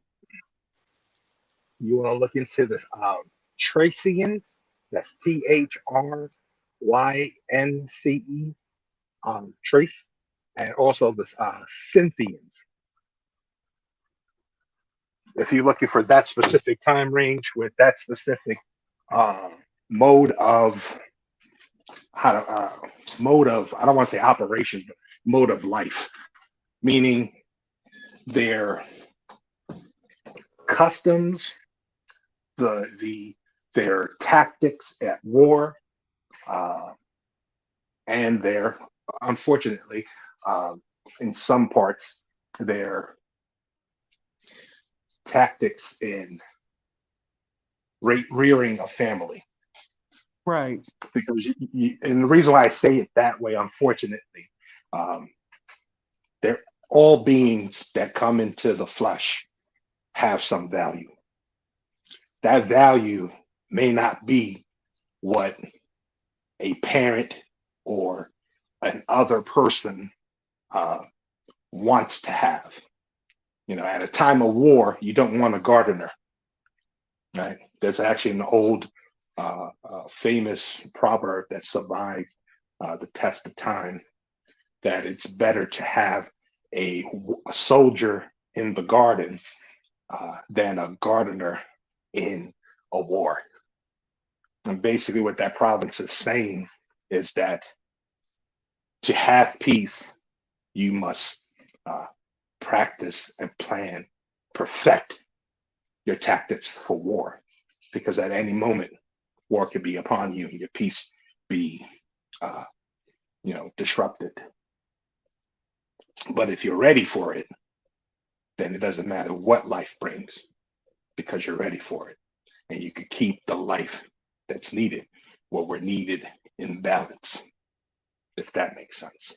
To me, it always did from the first time I heard it. But to others I know, because of modern day living, it may not congeal as quickly, if that makes sense. That makes sense. I just was wondering if I was off with, because it kind of made me think of like Hannibal, but it's on a different level. But I just Yeah, that's always exactly.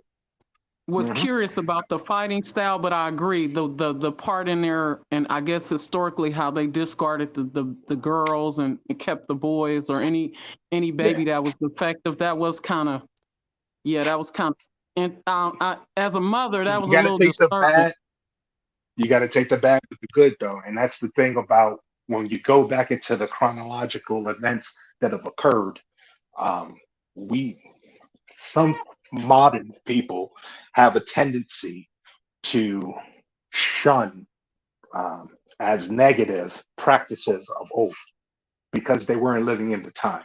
They're not taking into their mental calculations of what was going on around you. A prime example, um, Moors sometimes catch heat from the naysayers because of polygamy, right? Well, think about it. If you come from a nation where the men go off to fight, right, and to travel all four corners of the globe, how does a round circle have four corners? North, east, west, south are the corners. Okay. Well, how does the nation continue to propagate if, lo and behold, you don't make it out as a man? You don't make it out of that conflict. So those who did make it back and wanted to do for the nation, you did more than just go back to just your one wife. You understand? Because it's not about quote unquote modern day injection. People look at it as, well, yeah, you're pimping. You just want to have a whole harem, blah, blah, blah. No, it's about continuing the nation. If you send off 1 million men to fight and 100,000 come back, You got 900,000 others, if they were all married or a married age, roughly, I'm making a simplistic example, who didn't get their spouse to return. So are Right. they done? Well, I So how do appreciate you keep the you nurture? broke that down. That was probably the most beautiful way I've heard it broke down, where it Yeah, actually makes sense because you're talking about a nation from a nation standpoint. right. And So people want to look at to add on, to add on to that, don't forget with those wives, there's also children now that this individual has to take care of. Right. exactly, exactly. I just want to say I appreciate you, Canaanland, Moors, and Cujo, and you too, Brother Bay, because the information you guys are sharing, you brothers are sharing, is beyond profound. I have two young starseeds, young men that I'm raising and I homeschool, and I'm giving them this information. And I wish I had it coming up because who knows where I could be or what I could be doing. But it's so empowering to know that your story is not just a slave ship in chains. It's so much more beautiful and elegant. So I just want to say I appreciate you all and thank you so much. Quick question. Quick question. Could you speak about the change that you're seeing in them since you are doing the teaching opposed to somebody else doing the teaching? Well, I'm kind of an oddball because with my 2-year-old and my 8-year-old, now I have a 26-year-old. Now he did go through schooling, so I can compare it to that. He went to public schools, but my younger two, I have homeschooled them from day one. So I don't really have a comparison on that. The only thing I feel like when I ask my 8-year-old, how does he feel? Does he think he's missing out? He says, no, mom. I feel like I get full attention. I get what I need. If I have questions, he said, and I don't feel like I'm left out of anything. If anything, I feel like I'm blessed or I'm grateful that I get you one-on-one versus a classroom. For me, it's beautiful because I get to see that I'm teaching him how to read arithmetic, science, the cosmos, all that. I'm expanding his mind through what I know and what I've learned. So for me, it's beautiful. It's hard. It's difficult. It's not easy because I'm also full time. I'm a mom, but I'm also work full time, so my hands are full, and I Mm. take care of a household. So it's challenging at times, but the rewards I feel are beneficial to help him be a better contributor to the nation. Islam. Can I just say one thing? Yes. I salute you, mother. Islam. If your heirs can read script, the script writing as opposed to block letters, if your heirs can tell time on a analog clock that's hanging on the wall, the ones with the minute hands and the hour hand and the seconds, 12, 1 through 12, okay? That right there, could just be the difference between your heir surviving what some folks are pushing for in a future where we may not be around. Those two little keys. Now get on there, teach them how to read the stars, how to use a compass, the magnetic fields of the planet, and you'll know that he or she will be able to navigate throughout the course of life, whether we're in this physical being or if we move on to the next. Hopefully that makes sense to you. And if it Oh, doesn't yet, hopefully it will. oh, it makes a ton of sense because it's the connection of nature to natural law. I'm teaching my girl. He's reading the Constitution and learning law now, so it all Mm. makes sense. I'm teaching him to respect and understand the elements, and that's a part of it. The compass, the stars, going back to our ancient form of education. I have to do a little research and refreshing myself, but I'm bringing it to him, to my two young Yep. boys. So So the key is I that pre- knowing it, because if you know at least of the topic, you don't have to be an adept in the topic. You have to be what I am, a dumb post sign to tell people, go over there and go look, go look, go look. No, I don't care if you're tired. Go look it up, go look at it. Because once they know how to go look for it for themselves, they don't need us. We're nothing more than but a sign hanging on the wall, going, that's the way. That's the way to go. That's it.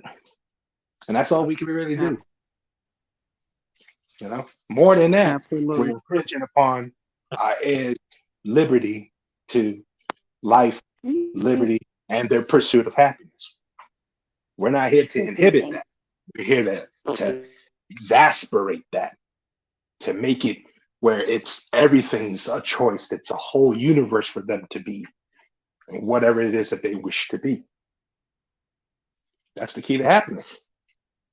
Well, just if I can share a quick experience with my 2-year-old, I brought him into the world, or he was docked, so to speak. Unfortunately, I wasn't able to do a home birth. I had to go into a hospital, but I went in there with my full Moorish gear on and my own birth plan, and with my full refusal to give him anything, no shots, no nothing. And I wanted my placenta when I got done and all the pieces that went with it.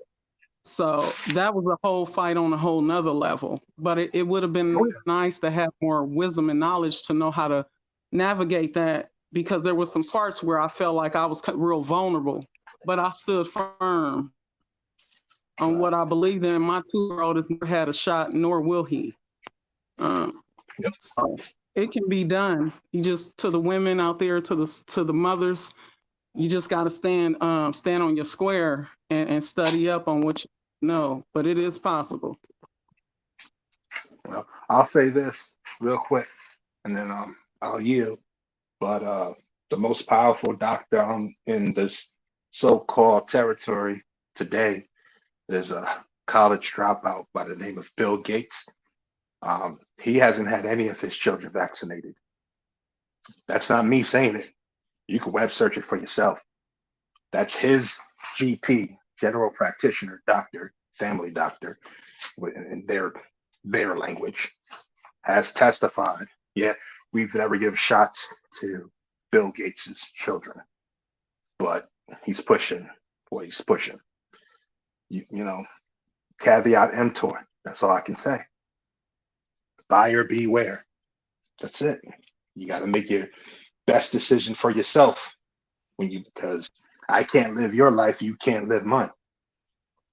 You know, and if you feel that the situation has been placed upon you that you have to get this foreign thing put into your body to do X, Y, and Z, hey, good luck.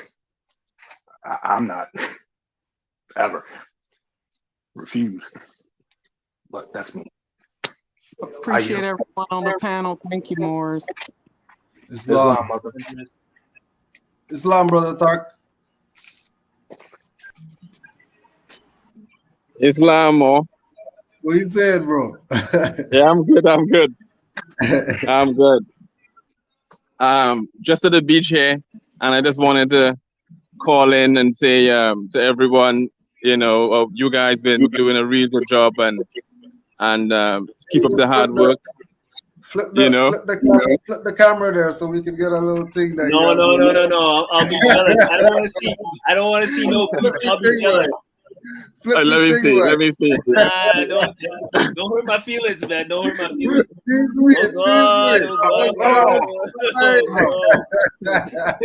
I remember those days.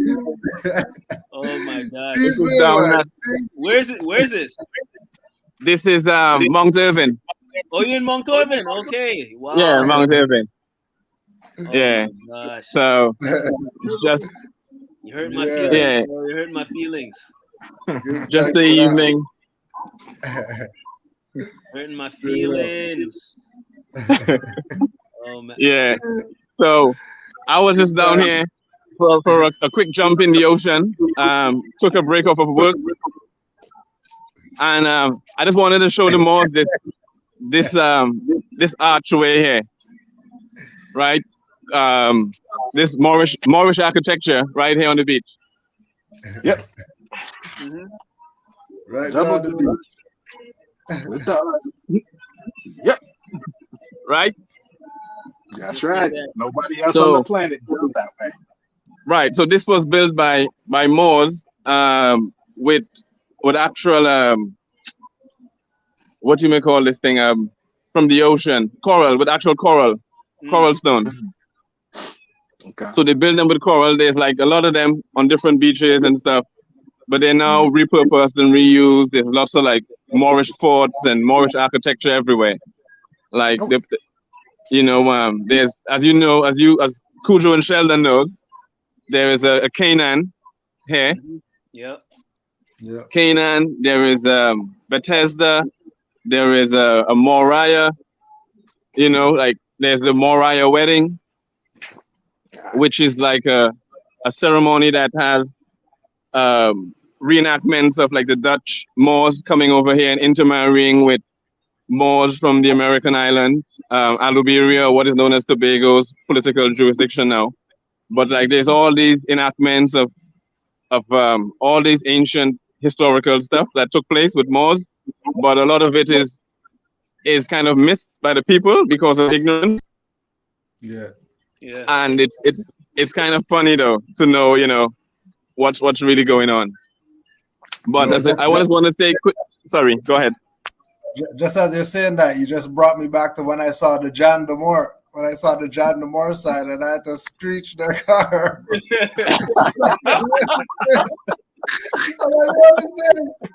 I'm like, what is this? Yeah. It's the same thing with me when I was in Lambo and I saw the McCletchy Moore Street. Yeah. Right. Yeah, and I took the picture for Cujo. Yeah. Yeah, that's crazy, right? That whole history with Jean de Moore. There's like a whole entire bay named after him. Next to, there's also one called the Pirates Bay, where you have lots of like Moors fighting. So there's like, what I got from it is like it's like this land grant, like what Juwali read about in the Circle 7 Holy Quran. And so it seems like even the Moors, like over the Atlantic, decided like they want to come back and do business over here, etc. And they themselves, from royalty, etc., they also had say so in the lands here. So there was like a bit of back and forth with the Moors on this side, the Moors on that side. So it's like lots of war going back and forth.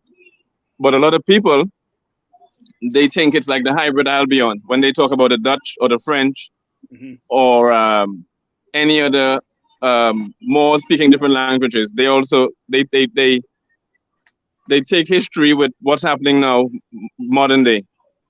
Yeah. So they're thinking it from a European hybrid perspective kind of thing. So yeah, so it's kind of rough getting around with people who can't read too well, but the ones who can, they know, and it's kind of difficult for them as well to bring it across to some people who will kind of like been brainwashed all their lives, that kind of thing. So yeah, and I also wanted to touch on that. I don't know if you saw that that petroglyph in the island known as St. Vincent and the Grenadines. I didn't see. Yeah, there's some petroglyphs there dated from like 400 to 600 AD, right? And it's with the children of Atabey and her two children. It's a twin, right. Yuka and I can't remember the other's twin names, but they have like the Moorish seal, the pyramid, and they're engraved in the hardest rock like on the planet, granite. So yeah, and they all have like, she has the fez on and everything. She kind of looks similar to what we would call the Olmec heads. Gotcha. She heads. Gotcha. Yeah. So I'm trying to kind of put together something to put all of that information together. in a bit. So when I get some time, maybe off my work, because I'm real busy. Kujo, I haven't forgotten you yet with that painting with Prophet Noble Joe Ali. Don't worry, more. You do your Yeah, thing, yo. yeah. No As soon as worries. I finish up, I have like 2 exhibitions coming up. So as soon as I'm finished with that, I'll definitely start it up for you. How the exhibitions been going? But those actually I have, as I said, 2 coming up. So I have like a lot of work in the process in preparation for that. So I have one in October, and then I have one next year. Okay. In Right 2 there? different art galleries. Right, right. The art galleries are in Alubaera or elsewhere. The Cariani. Okay. Yeah, what the island known as Trinidad. Okay. Yeah, and they've been receiving my stuff really well. I've been trying for years to get into these galleries, and I'm finally in. Yeah. It takes a while to get into. Yeah, well, as soon as I got the knowledge of self and everything just falls into place for you. For You real. know, before as Negro, black and colored, like nothing works out because I mean, it's in the language, right? It's a spell. Yeah. Right. In the etymology it says overcast, shrouded in darkness, evil, wicked, gloomy. Like, come on. Yeah. You know, so a lot of our people also they need. Sorry, go ahead. No, go ahead, more. No, I think it was feedback. It was just feedback from you talking. Go ahead. Okay, I'm seeing someone posted. Can anyone provide me information? How can I get my nationality and status done? Who do I contact? Yeah, that was a question in the chat that I was just gonna put on there for these Moors to answer after you're done your thought. Right. So I'm going to leave you guys and we'll catch up. I just want to jump on real quick and share that with you. Shout out to all the Moors up north, like, you know, Brother Is, Sheldon, Kush Day, Canaanland Moors, Kujo yourself, all the other hardworking Malik, Brother Malik, Stay Silent. You know, it's so much to call the Sol Temple. Everyone, you know. Peace and love, Moors. Islam. Yeah. Yeah, Moors, you got that question on the screen? Yeah, I see it. To the person that I can't tell the name, but to the person who's curious where to get your nationality, you were born with it from your mother. It's the easiest way I can tell you. You already have it. What you are lacking is knowledge of it. But you already got your nationality. Question is, do you have the fortitude to get the information out of these dusty, crusty books into your mind? But if you're looking for a quick fix, go here, drop a check there, I guarantee you're going to become a victim. You will be a victim of a fraud. This is not something that you purchase or gather because you are a member of some organization. It's in your blood. Your mother gave it. So if your mother is Oriental as opposed to Occidental, so that we don't get confused, you are a Moor. Now you just got to zero in because you know that the Moorish Empire is a global empire. So which room were you from? You know, that's the analogy I look at it. Now, don't be telling me about stuff that happens in the attic when your people's is from the parlor. You know, tell me about the parlor first, then we could go journey to the attic together. Islam, how you? Peace, brother Sheldon. Peace, Islam. Yeah. You have anything to add on for the nationality question? Well, I would say to proclaim your national. Well, to add on to what brother is says, if your mother is a Moor, then you're a Moor. It's just the way it is. To proclaim your nationality, there's different ways. For one, you could get in touch with a temple in your area, but then also you need to figure out whether your temple is reputable or not. And that should be relatively easy to figure out. Just ask around, you know what I mean? You can even ask Cujo. And you proclaim it through your temple. Proclaim it through the temple if you want. There's also different master teachers. As an example, a seer, like I promote a seer as well because I proclaim through Canaanland and a seer. I'm part of both their temples. So you can go through the seer if you want, or you could or you study, make sure that you study and you know what you're doing, and then you just proclaim it yourself. Yeah. But you have to like don't feel rushed. And all three of us talk about this a lot. Don't feel rushed and don't feel like you're in a rush to get it done. Take the time out and really study this and look at it and figure it out if this is what you want to do. Because as we say, this is not for everybody. So if you take the time and you study it yourself, you can do it yourself. You can proclaim it in the papers. Write a proclamation, put it in the paper, and it's supposed to be there for 4 to 6 weeks. And as long as nobody contends it, which nobody will, it stands.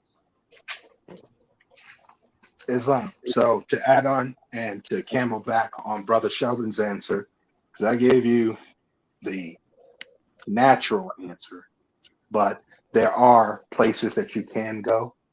One place, Canaanland Moors on YouTube, has a Back to Basics video playlist that you should go check out and watch those videos. Get the reference material that's always cited. Make sure it's the same edition that's being quoted. Because if someone goes to Black's Law Dictionary, just to let you know, they are currently on edition number 12. But the edition number 12 isn't going to show you the definition for free white person. You're going to have to go back to edition number 4. Okay. Another thing you could do is rvbaypublications.com. Go on that. Basically, whatever you click, whatever makes you go, hey, what the heck is that? Click on it, read it. Because you got to start somewhere. And it's not in a linear fashion. It's more about what motivates you or excites your genes, your genes to get you on that topic. That I guarantee you will snowball into things that you thought you had no interest of, but then you see, oh, wait a minute, that's also us. That's also me. Specifically because of, like I said earlier, what part of the house, of the mansion, from the global empire are you and your people from? Because that will help you in getting them up to speed. Similar to what Brother Yusuf has done. That video that he did at the Isle of Flowers, which you call Florida, right? And St. Augustine, right? He had his father with him, right? And took him on the tour of the castle, okay? Of the palace. Excuse me, not Castile, right? And you saw Pops, he was getting there as much as anybody else. He was one of the two in the back, So it's not something that's age derivative, It's better if you got it when you was young, but we know for a lot of us, that wasn't the case because the secret society's plans, global plans to keep this in the dark was at some point quite successful. How successful? Well, ask yourself, how long did it take you to learn the name Prophet Noble Drew Ali? And there's your answer. Because however many years it took before you heard that, okay, peace be upon him, however many years it took for you to hear that, that's how well the secret organizational groups' plans worked against you. Since you asked the question, you just took the first step in ending the spell. It's literally that simple. Now, someone tells you, hey, you give me a check and you jump onto this Zoom call, whatever, for the next 6 months. And by the end of that time, you're going to be a 12th degree black belt in Moorish science. They're lying. Okay. Why am I saying that? Because you are now asking for someone to give you a chronological dissertation of all time before the moment you ask that question. That's how far back we go. We go back further than time. I'll say that again. Moors go back further than time. When there was no time, it's because there was no more.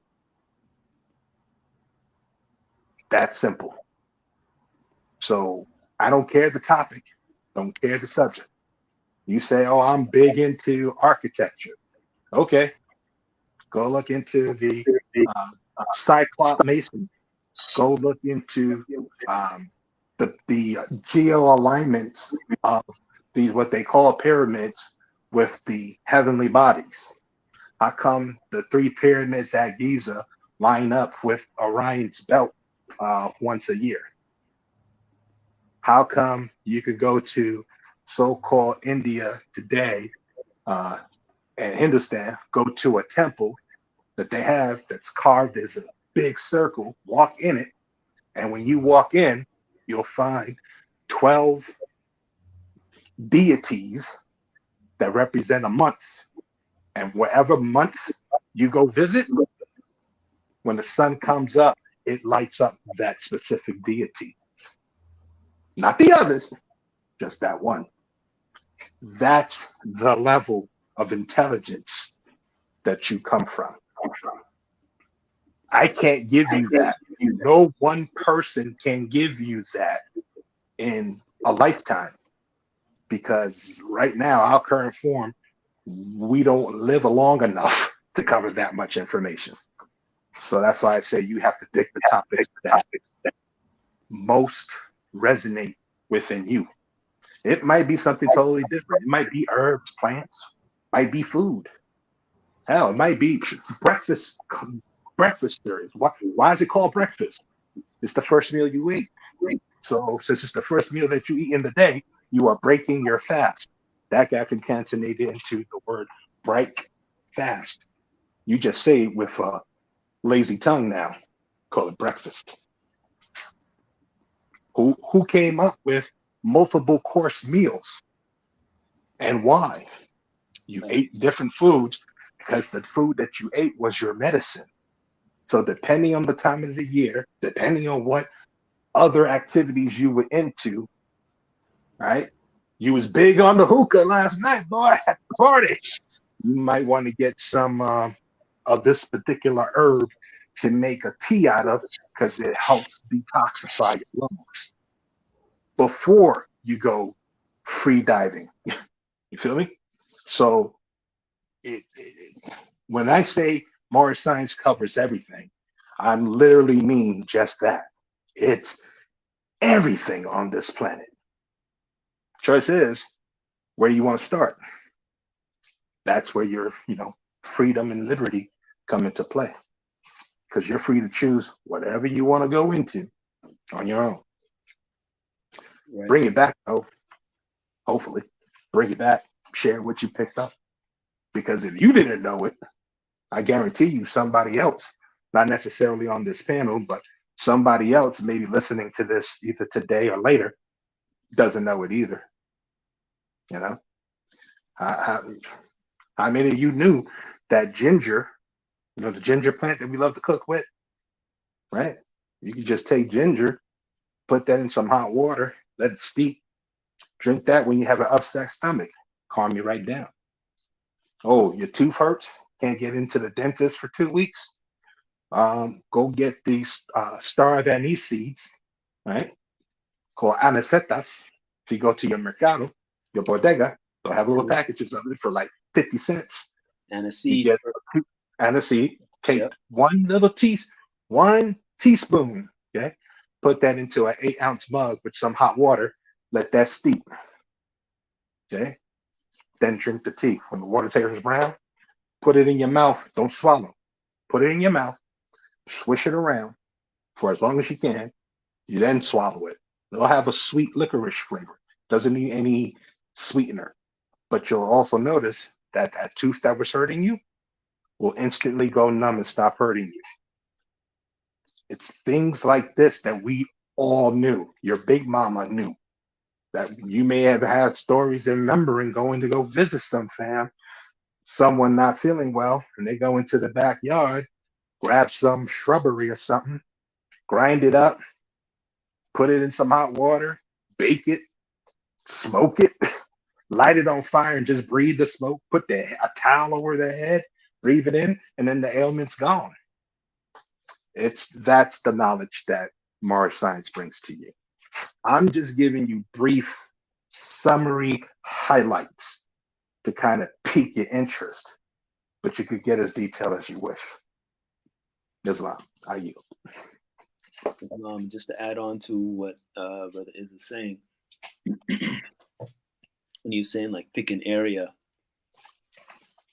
that you love, and I would say don't try to do everything, because it could get overwhelming.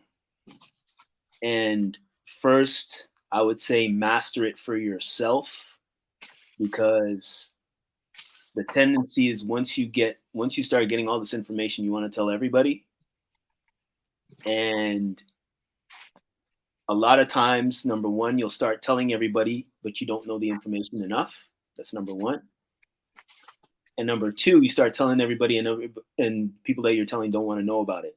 And then you'll get discouraged and frustrated.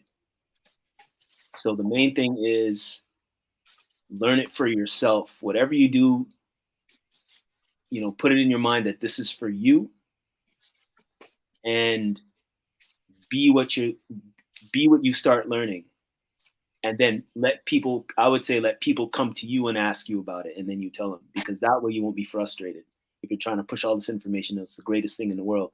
Because I know pretty much, I would assume, or I shouldn't say assume, I would surmise that pretty much everybody on this panel, once they got this information, they want to tell everybody, and then quickly you find out how many people are really interested. How many people are interested? How many people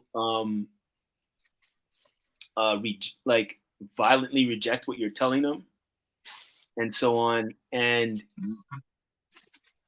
you realize that some people, they'll seem interested in it, and then a week later they're just like completely off of it, and it's frustrating you because you feel that you feel so energized with this information and with knowing your history that you want to tell everybody, and not everybody's ready for it. So this is why I know I say it, I know Cujo says it, I know Brother Iz says it. This is not for everybody. If it resonates with you, then it resonates with you. And even within your own family, if you have a consort, your children, even within your own family, it may not resonate with them, but it resonates with you. And if you are too vigorous, if you want to say, this information, it could split, right? And steadfast on it has to be this way. It could split up your household. Mm-hmm. Right? So all that to say, just, do this for yourself. And if people come to you and want to know about it, then tell them about it. That'll save you a lot of heartache and headache and frustrations and whatnot. Islam, just to add Campbell back real quick, one point. When someone tells you, yo, that's interesting, it doesn't necessarily mean that they're interested. I shade to that. So don't let that distract you or take the wind out of your sail. You keep doing you, and Exactly. doing what you got to do. And don't worry, because I guarantee you that interesting comment, they're going to come back to you when they're ready because they ain't catching it from any other place. You know, they might hear it in passing now, thanks to the efforts of some of us via social media, via our diligent, noble tasks that we've done, whether it's write a book, do a lecture, a post you may have seen that makes them go, oh, yeah, somebody was talking about that. Who was that? I'm going to go ask them about this again. So you'd be surprised. You'd be real surprised who it's going to be that comes back to you. It'll be the most Right. unlikely, the most Right. unlikely. Right. You know? That was and you said it. I was just about to say that. Tying on to what you did, you'd be surprised. You would be surprised who is watching you. Oh yeah. You'll be surprised who is watching you being yourself, and how that triggers something within them for them to come back to you and ask you about it without you having to go out and yes, Prophet said, take it to the hedges and the highways.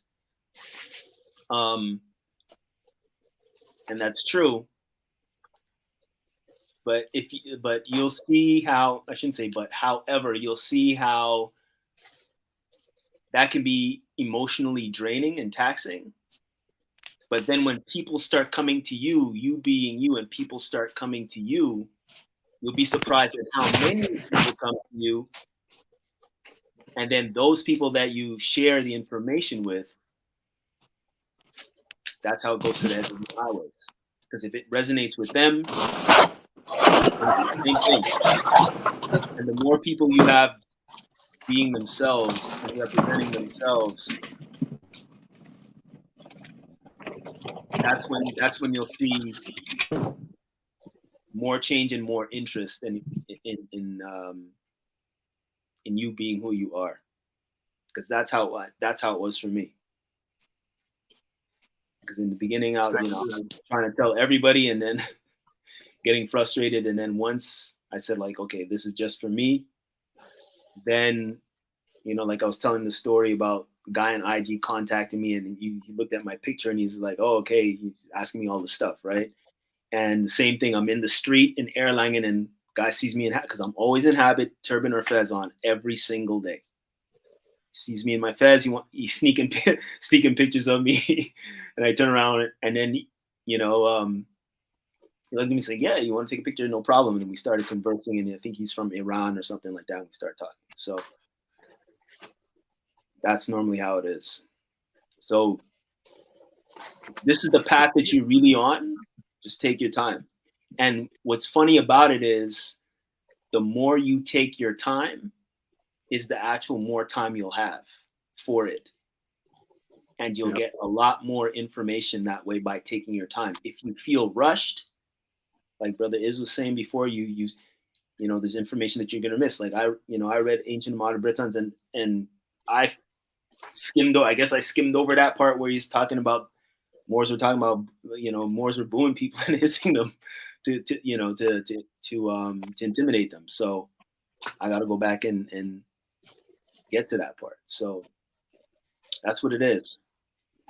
All right. So take your time and always be yourself and represent yourself to the highest level, and people will come to you because you're vibrating on a different level, and your vibration on that level will attract the people who are attracted to that higher vibration. You won't be going out to people of, this may sound condescending, but I don't mean it that way. You're not going out to people of lower vibration for them to sap your energy. You're attracting people that want that are vibrating on your level, or are attracted to a higher vibration, in a sense, or higher or stable vibration. Then they're attracted to that, and they're going to come to you like a magnet. All right. So with that, I yield. Yo, brother Yusuf, I was bigging you up in the chat. I was bigging you up in the chat, hoping that you'd come on and tell us about that video. That video is crazy. And peace and Islam to brother Tariq as well. Islam, Tariq, Islam, Yusuf. Islam, boy. Peace, Islam. I'm gonna let Yusuf speak. I didn't want nothing. I'm just here. Islam, brother Yusuf, please break it down. I was watching that video, and I think I must have commented 3 times or whatever, 3 or 4 times. I was going crazy at the detail because you know me, I live for detail like that, man. So do your thing, Moore. Brother Sheldon, you know you can make me smile, brother. So it got me over here cheesing, you know. That's my brother. Brother Sheldon, You can hear somebody smile. Yo, I was bigging you, like, just in the chat. I was like, yo, where's brother Yusuf? We need to get him on because that video was crazy. I was bugging out watching that video because like I said, I live for that detail. I was just telling the Moors before you came on. I was like, sacred geometry is all throughout that palace. Even the tiles that they put on the floor is sacred geometry. The whole thing. Razor vibration. The hand railing going up the stairs, the carvings in that's sacred geometry. The whole thing. Bro. The whole thing. Anyways, I'm gonna stop talking. You do your thing, bro. Because all right. Islam. Because I get excited thinking about the place all over again. Because like you Moors keeps, I gotta calm down. Like Moors, like you guys keep saying, that energy that you get when you get there. That's why I kept saying in the video. I kept getting goosebumps. Kept getting, like, each place I would go in, each turn, the hairs on my body would just rise every time. You can literally feel the energy in there. Like, you can literally feel it. You can feel it. It's going on in those buildings. Like the architect, the architectural design that's going on in there, that's just like that's for the like it actually makes you frustrated because you're not so well studied, because I want to know exactly what's going on, because it was too much. It's too much. You're looking, because you know everything is mathematically aligned. So when you first go into the whole, okay, I was telling the Grand Sheik this the other, I was frustrated because my father, he you know, he's older, so he couldn't get around as much as I wanted to get around. But once I realized where I was at, I had to calm down, because the problem was, okay, say your so-called city where you're at, I don't know, I was telling the Grand Sheik, like Toronto. So St. Augustine, the city, that's the museum. So Toronto is a museum. Say Toronto, Canada, so-called, is a museum. It's the whole damn city. The whole city is a museum. It's not just, oh, this area, this building, right? No, the whole city was. So you can go, say you're going into the bank.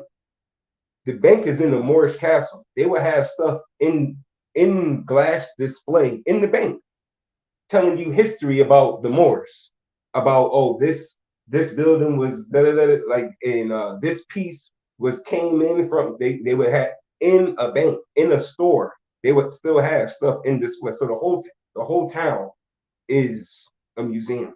That was the most amazing thing I ever seen. I kept saying it, the camera wasn't giving it justice. Like, it didn't give it any justice at all. None.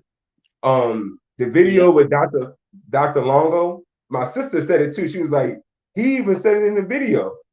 He didn't even scratch the surface. But I would say you didn't even feel anything itching. Like, that's how much stuff was in there. Scratch the surface, brother. You didn't show nothing, because it's amazing how much stuff is in there. That is more like the palace the Moors keep referring to. That's a college. That's not a museum. And I went in there and I was reading all type of stuff that they had about the Moors. That was a school. That wasn't about, that had nothing to do with, you know, the so-called museum. Or that's another thing I'm showing. Like, the whole thing was out. That was like it could be like a car wash, and that was a museum of Moorish architecture stuff in there. It was amazing. And then the thing when you leaving, so now you're leaving St. Augustine, so called, right? So you're leaving that place. Once you leave from there, that's when you really see everything.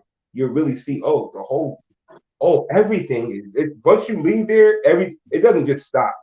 Like they try to make it seem like, it's just only in St. No. It continues. It never stops. On the way into St. You can start seeing the Moorish architecture.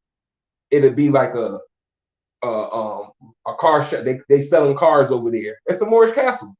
They don't even hide it. It just be a Moorish castle, but now it's a used car lot that they sell. But all that stuff, Moorish architecture, from where I was coming from, I came from Darien, Georgia. It took 2 hours from where I was from. Where I'm from, there's a broken on my property. There's a broken Moorish castle on my property. All the way to St. Augustine, Florida, it was just Moorish castles, Moorish castles, Moorish castles. It was so much everything. And like the Moors were saying earlier, seeing Moorish streets, like when I ran into Granada, King Street, they have a bunch of what was the name of the other so-called Spanish name they had for it? But they had tons of Moorish.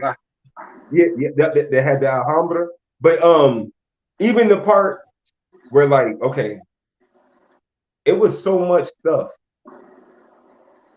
Even in that museum place, you can stay in that museum like Sheldon was saying earlier, when the security guard was looking at you more, just looking at that one piece of art. You could literally be in that building that I showed. You can stay in there for 2-3 years.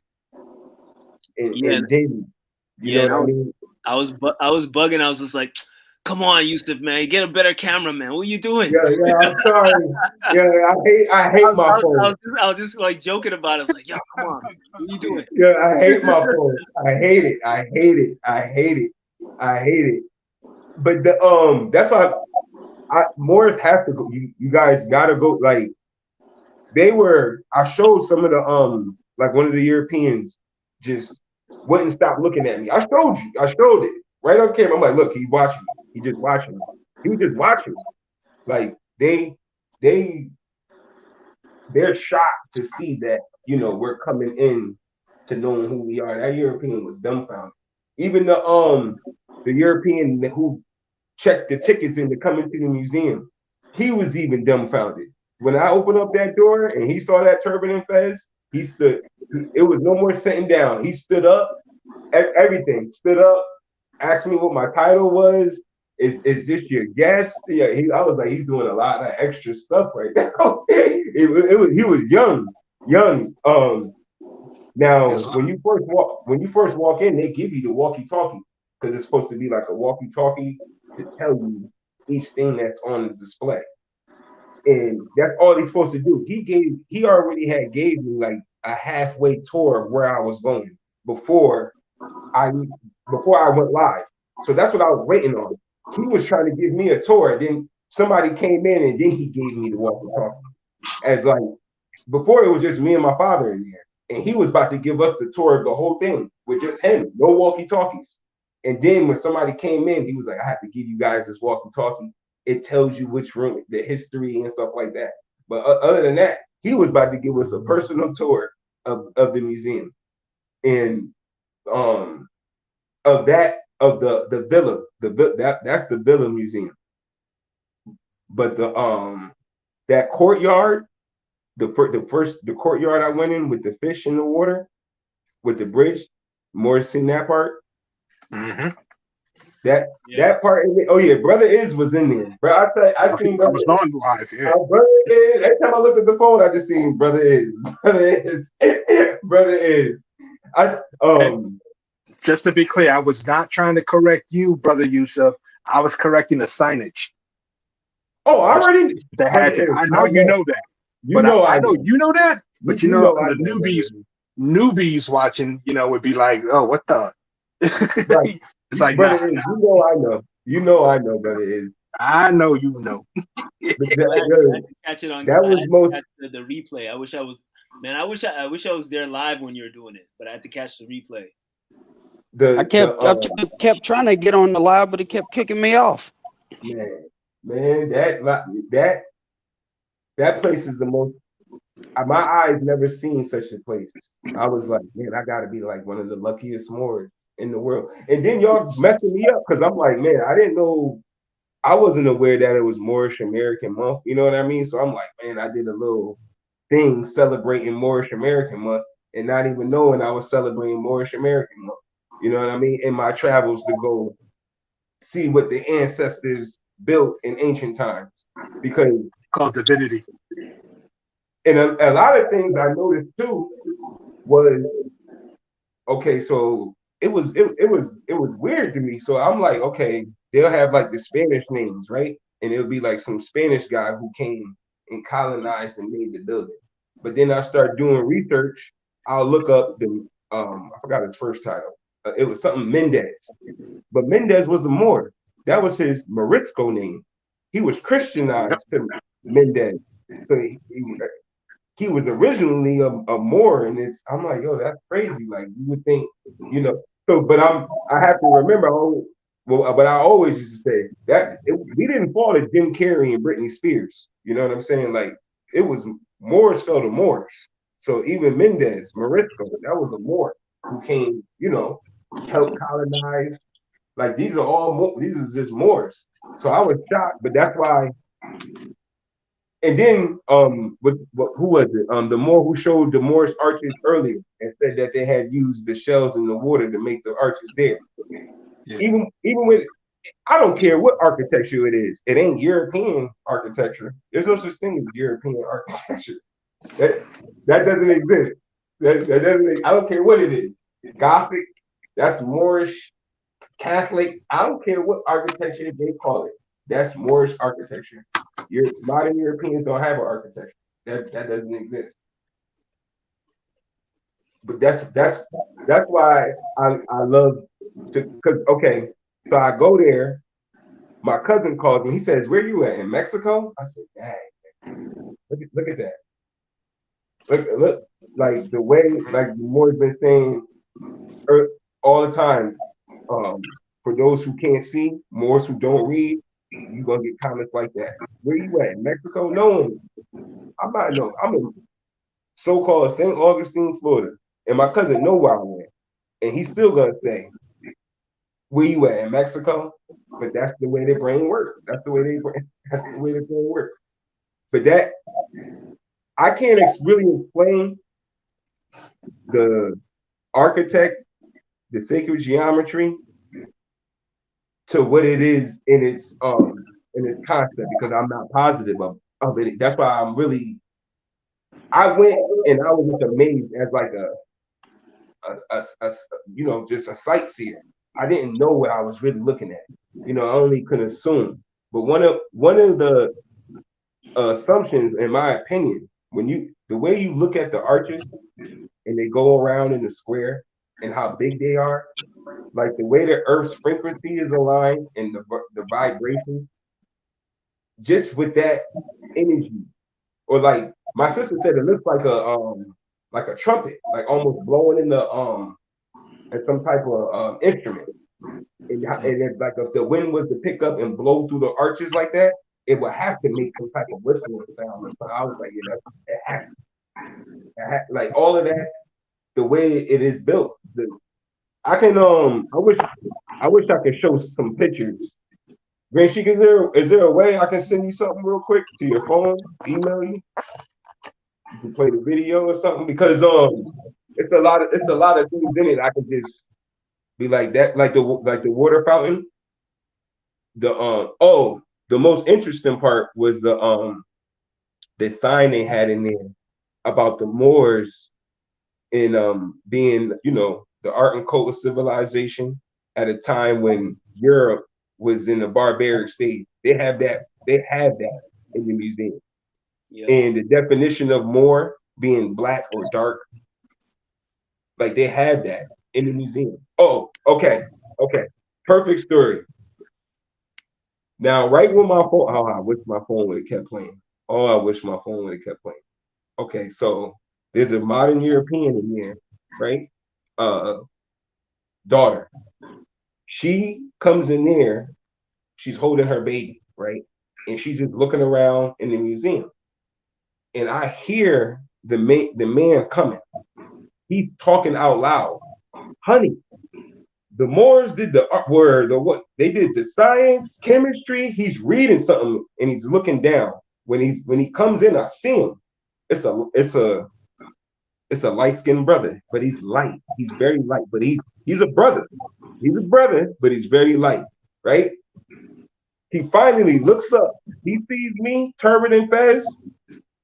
He looks through me, through the glass behind me, and immediately says, "Oh, they have Shriner memorabilia in here." And I was like, okay, that was weird. He just stopped talking and being excited. Like he turned that corner and was reading that card, all excited.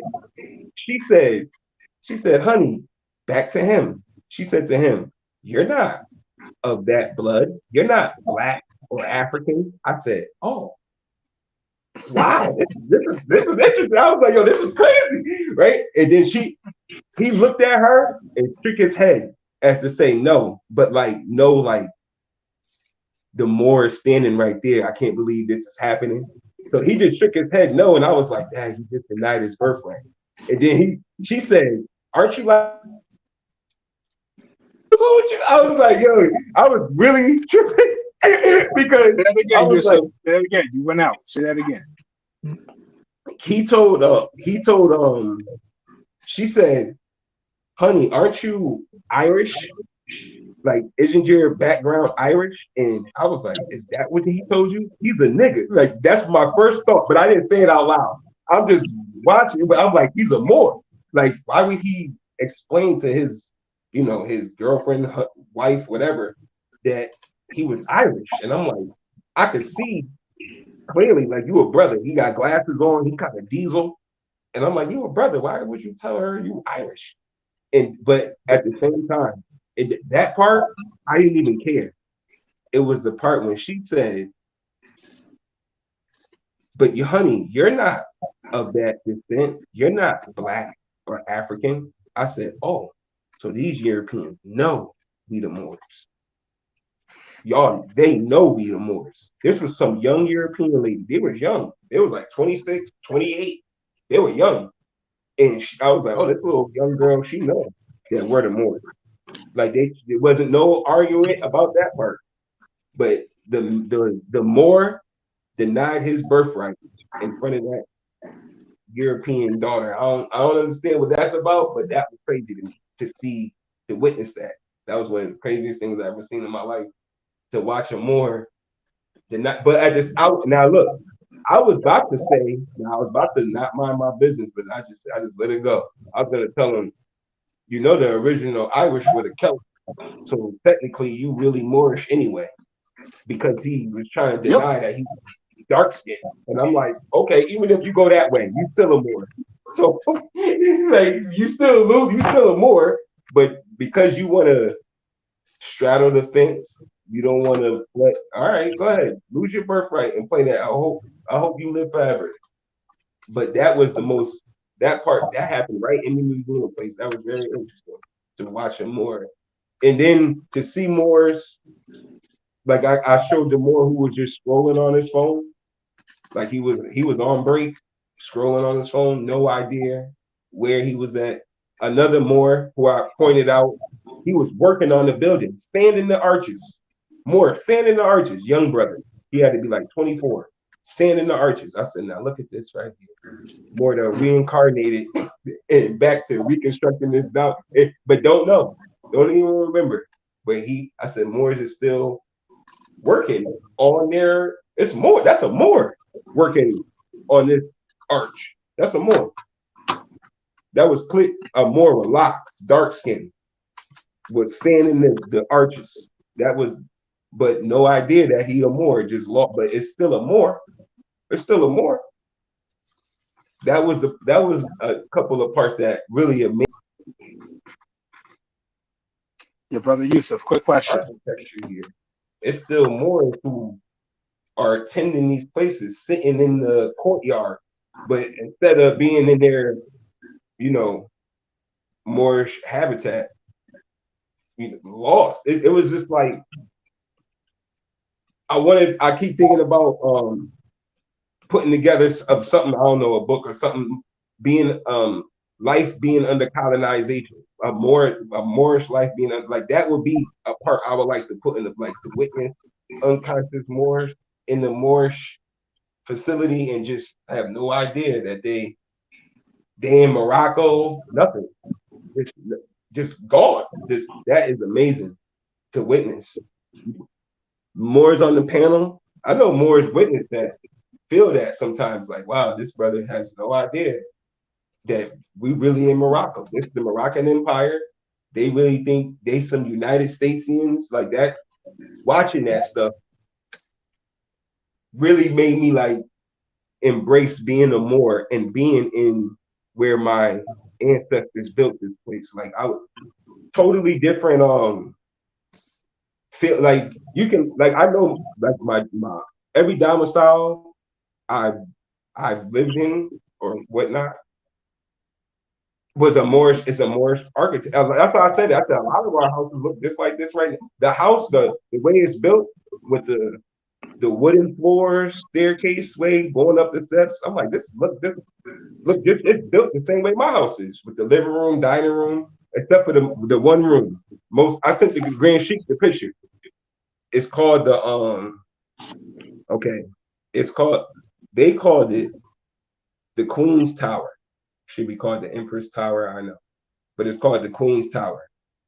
It was where the Empress bedroom was. The Empress bedroom, when you walk into her bedroom, it's not the bedroom. Her bedroom has a living room. Her bedroom. So imagine you go in your bedroom. You looking at your bedroom. It's a living room, right? Now your bedroom closet, right? Yeah, take that down and just put a stairway going upstairs. Her bedroom was in her bedroom on the second floor. Like, that's a sentence. It was the most amazing sight. I said, how the hell did you put your bedroom? This your bedroom. You got a living room in your bedroom, and then put your bedroom on the second floor of your bedroom. That was the Queen's Tower. She had a bedroom on the second floor of her bedroom, because we was already on the second floor of the house. There wasn't another floor. They made another floor for her bedroom. That was amazing. That's amazing architecture. I never thought to think you can make a bed. You can put another bedroom, like, that's the bedroom where the living room was at. They put her bed on the second floor of her bedroom. That in her bedroom, in it. That's amazing. Where is that existing now? It's 2023. They don't have. I don't see that nowhere. Nowhere. That doesn't exist. Mooresses had it for their bedrooms back in the day. That was amazing. That was amazing. I wish the Grand Sheik could show that picture somehow, because that picture was amazing. Because they had all of the stairway going up to her bedroom was all Moorish arches. It's gold and purple. It's beautiful. The whole thing up into her bedroom. Perfect. I said, now we think we spoiled our Moabites now. Man, they were spoiled back in the day. How you got a bedroom inside of a bedroom? That's amazing. We think about having, I got a walk-in closet. Nah, I don't care about your walk-in closet. Is it? This Moabite's got a bedroom on the second floor of her bedroom. That's art. Who thought of that? Who thought to do that? That's something I want to read in Dr. Iron's book, Golden Age of the Moors. That's something I would like to have read right there. That should have been Golden Age of the Moors. That, like, what? I would love to have seen that. But it's all the same. And we all know that when you do the history, they'll talk about more who landed in St. Augustine, Florida. They actually have a neighborhood that's dedicated, but they'll say, you know how they say, escaped slaves who are who helped build a certain part in St. Augustine, Florida. But then when you go to St. Augustine, Florida, it's like, what did the slaves build over here? How could a slave build? Y'all seen the video. How can any slave build anything? How can a slave build any architecture like that? You the slave, you supposed to be illiterate. You can't read, write, you backwards. Remember how they portray it? But those escaped slaves was able to build architecture, and they still have, they call it an African American museum. It's a whole street dedicated to them. But the whole thing is Moorish architecture. It's not slave huts and shit that they built. It's really Moorish architecture. That's crazy to me. Exactly. It is crazy though, but like Cujo said a couple of weeks ago, last week, whenever it was or whatever, all you gotta do is travel. When you travel, that one more that said, "Oh man, I can't stop seeing pyramids," because everywhere you go, you know, when your eyes open, you notice the architecture and the structures that should be still standing where they at. Yep. Like you said, what is that? A 2-hour road trip for you? A 2-hour road trip, and it's palaces and what used to be castles. You can see them because you see them. You can go the entire Savannah, Georgia, the entire airport. It's a huge airport. I don't know if any more has been to that airport. That whole thing is a Moorish castle. I didn't notice. I landed there and didn't notice until I left. That's when I'm seeing it. That's when it hit. I'm like, damn, it's everywhere. the hotels at the airport, because you know they surround the hotels right at the airport when you get off the plane. Every hotel, the freaking Wendy's, they had a Wendy's drive-through. I looked up Moorish Castle. I'm like, yo, the whole thing, the whole everything. You see, I'm like, dang, it's literally everywhere. Structure still in place, been standing for years upon years. Goosebumps. When I was like, oh, it finally hit me. And I'm talking about years, of doing the studying. No, it finally hit me. I said, well, damn, I'm really in Morocco. Like it really hit me. It really hit me. It hit me. It just hit me. Like I can really I said, like, you know how lie detectors is based off of feelings. I love telling this story. It was one of them lie detector shows. I think, what is that called? First 48 or whatever. My Moabite was watching it. The girl had passed the lie detector test. The first question was she from Chicago? From Chicago. And she said yes. And I said, she just lied. Ain't no such thing as Chicago, corporation, whatever. This Morocco. I know but it's based off of feeling. So because she felt she was from Chicago, she passed. Wasn't like if it was the truth or not, fact. It wasn't like if it was fact or not. Because she feels that she ain't from Chicago, she from Chicago, and then she passed because it's based off of feeling. Now I know, like if somebody hooked up to one of them so-called lie detector tests based off of feeling, they ask me, you really think you from Morocco? I'm passing that with flying colors. Like, yes. Like, yeah. Like, this Morocco. And I know I'm from Morocco. Like, I know that. Like, feeling and all. But it just hit me. It just hit me. Like, I can literally, I'm like, dang, I'm Moroccan? Like, yep. Like, yep, you really are Moroccan. Like, you Moroccan. It's like that Bugs Bunny cartoon where he's standing at the door and they say, Felice, call Morocco. Where you think your feet at, man? That's where we at, player. That's it. Mm-hmm. He just proved it right before you jumped on here. It was just proven again for those naysayers or the ones that still don't believe. Like it was some Thomas Barclay shit that just popped out. I mean, it's there, like you said on the wiki page. So it's there. This is Morocco. It is what it is. This it. We at home, baby. Yeah, it's really amazing to have that feeling. Like I didn't know the feeling. I didn't know there was a feeling. You know what I mean? I just thought we just knew. But when the feeling came on me, like leaving, and I was like, I'm done looking at St. Augustine and I'm going back. And when I started seeing that the little store, the little bodega on the corner, the little, like that little piece of brick hanging out the ground, I'm like, yo, it's everywhere.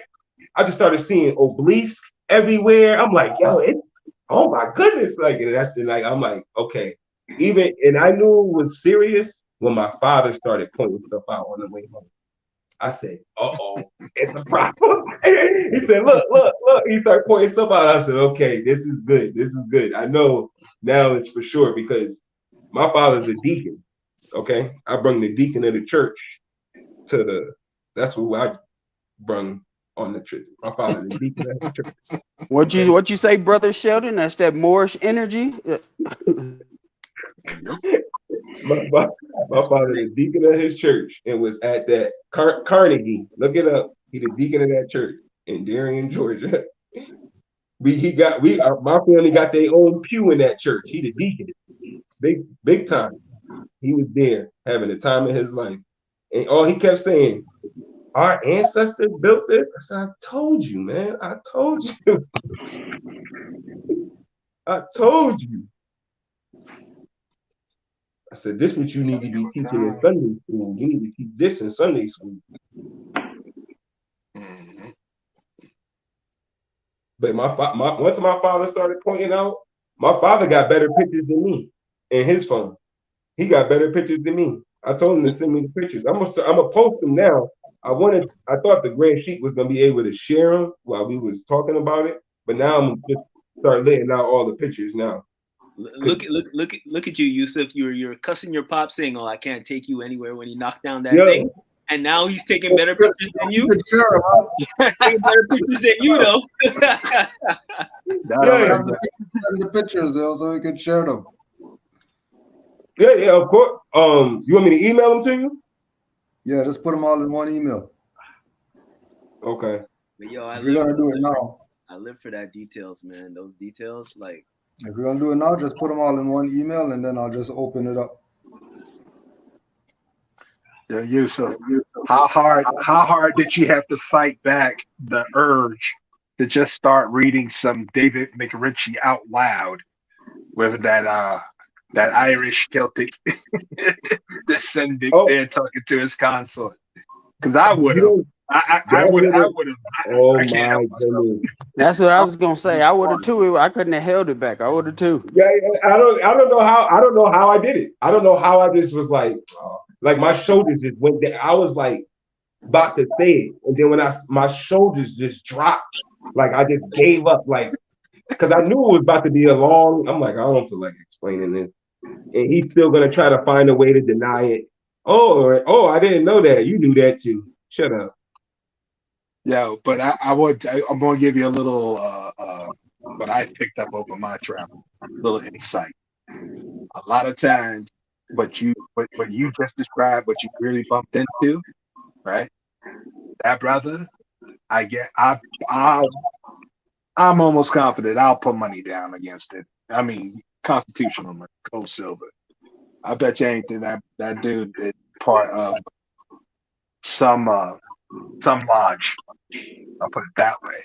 And that's the reason why he's taking the trip and tripping out. Because he knows he got a little something, but he doesn't know the whole gamut, the whole connection. You know what I mean? Like if he had break on at least volume 1, he would be like, yo, what's the capital of Ireland? Anybody know? This is for the folks at home. It's Dublin, right? Dublin, Ireland, right? Yeah, and Dub is that's the capital. Yeah. What is DUBH in archaic Irish? It means brown skin. Yeah, dark skin. Yeah. Lin, L-I-N, is the same as say land, L-A-N-D. So you just said you from brown skin land, but that's not your people because you ain't from Africa. Okay, I got you. And I agree, because my lineage, I'm not African. My lineage is older than the word African. My lineage, when they were still called Africa, was part of the Amexums before the continental split. Feel me? But if you don't know that history, right, then you're bound to whatever sub story some newbie wants to come out and tell you.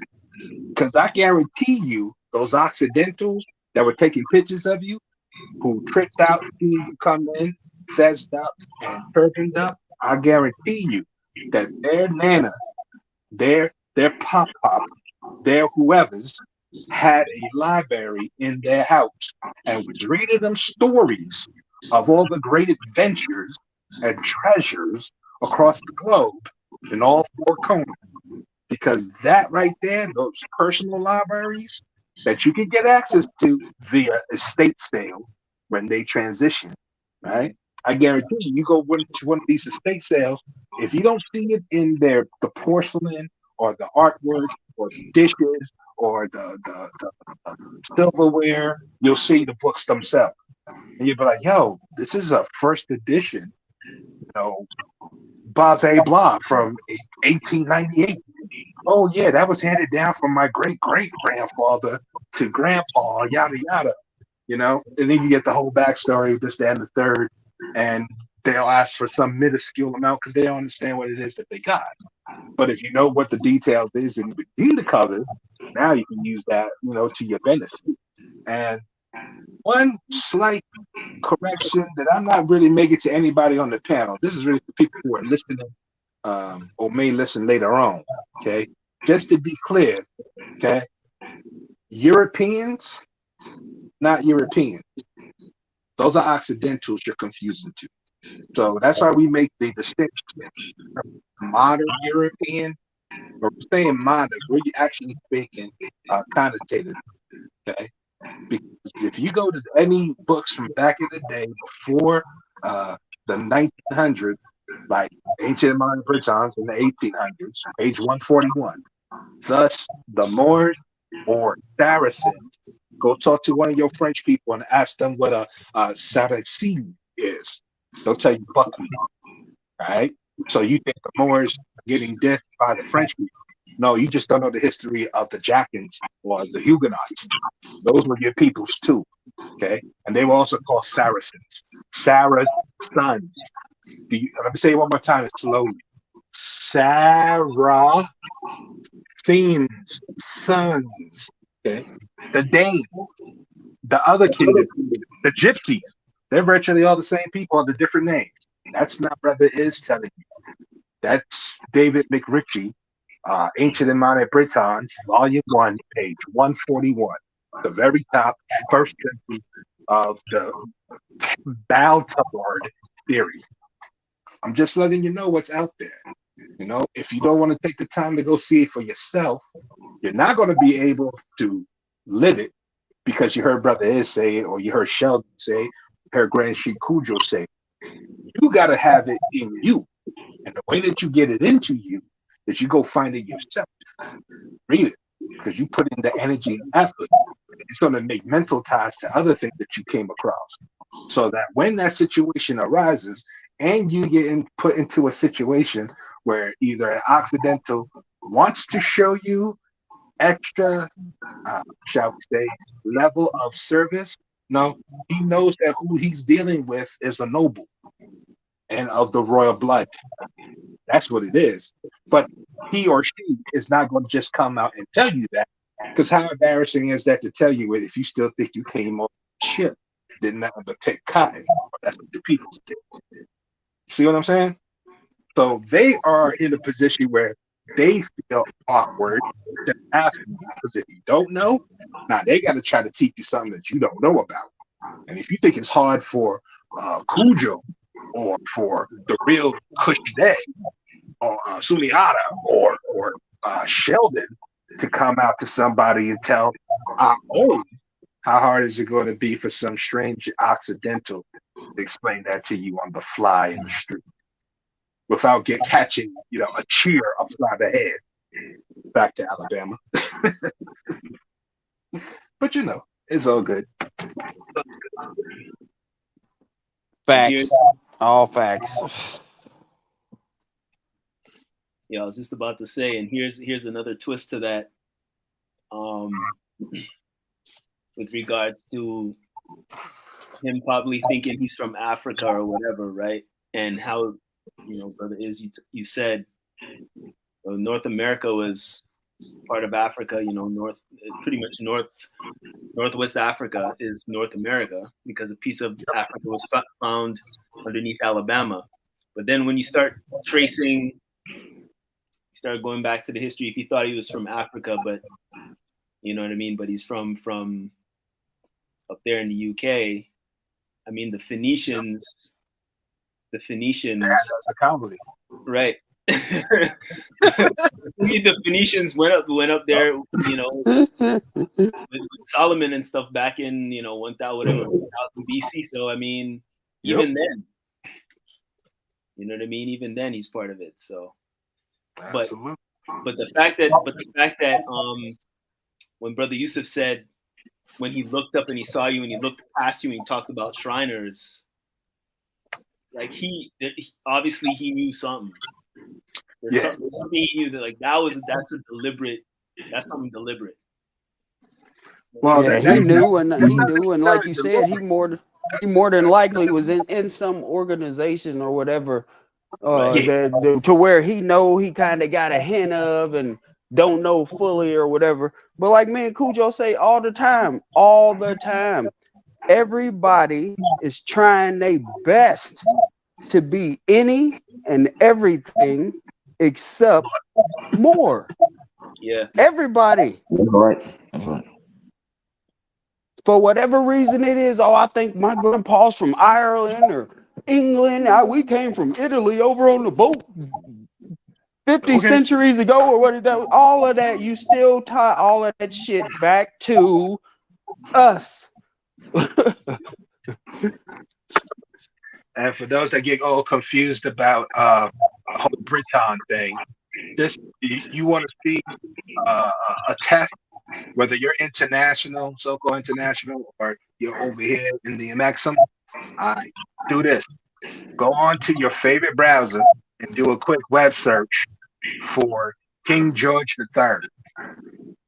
If the only thing you get back when you search for King George III is a cartoon caricature of some Occidental with a big pot belly wearing tights and the hair all white and whatnot, congratulations, there is your proof.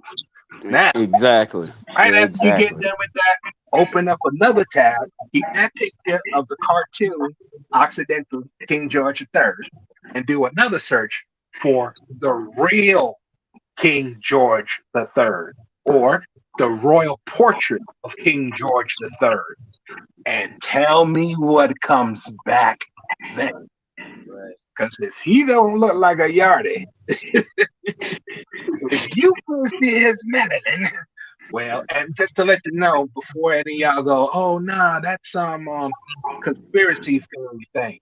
Go tell that to the London Museum of Science, because that's where the freaking portrait is displayed. It's hung and displayed. Now, they did move it down to the basement, and all of a sudden, now you have to make an appointment. And it's only done like once a month or yada yada, where they'll take you down to show it to you. But at one time, it was just in the museum, hanging in the wall, and you could just walk in if you went in and see it. The other end. So I'm just letting you know, we go back further than time does. I don't know how much clearer I can get than that. I know that sounds all, I don't know, like I'm trying to be all fortune cookie-ish or some, be the water, let the water roll over you. No, none of that. I promise you. I'm telling you straight. You just don't believe it because you haven't done the work yet. Start the work. Start the study. We'll see. Now listen, my phone's down to 7%, and while I'm plugged in, so I'm pretty sure I'm gonna get kicked off out of here because my phone's gonna shut down any minute. If I disappear, you know why. It's love. It's up. Real shit. You get them Them pictures?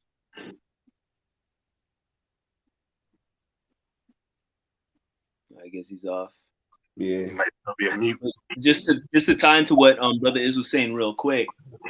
Oh wow, I just that's crazy. That just slipped my mind. That's crazy. Oh, here's okay. Let me see if I can spark you off on this one because I wanted to make mention of this too before my phone shuts off. Yo, please, I got Oh the yes, I remember. put them up right now. I remember what I was going to say. You know how Yeah, it was? I got the How email. 1621 and how the word Indian was used and replaced the word Moorish. There it is, Brother Tariq. Harvard University Peabody Museum. Okay. Forget that. If you think that's the be all get all, it's not. That's 1621.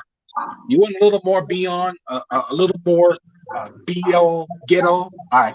Start talking about the born stone supremacy. Go find the born, or find out about the born stone supremacy. And born is not like, we're not talking poor righteous teachers, nation of 5%, whatever. Born is the appellation of an Occidental. It's spelled Bourne. Okay, it's the born stone. There is a society. You hear me? A society dedicated to this damn rock. Why?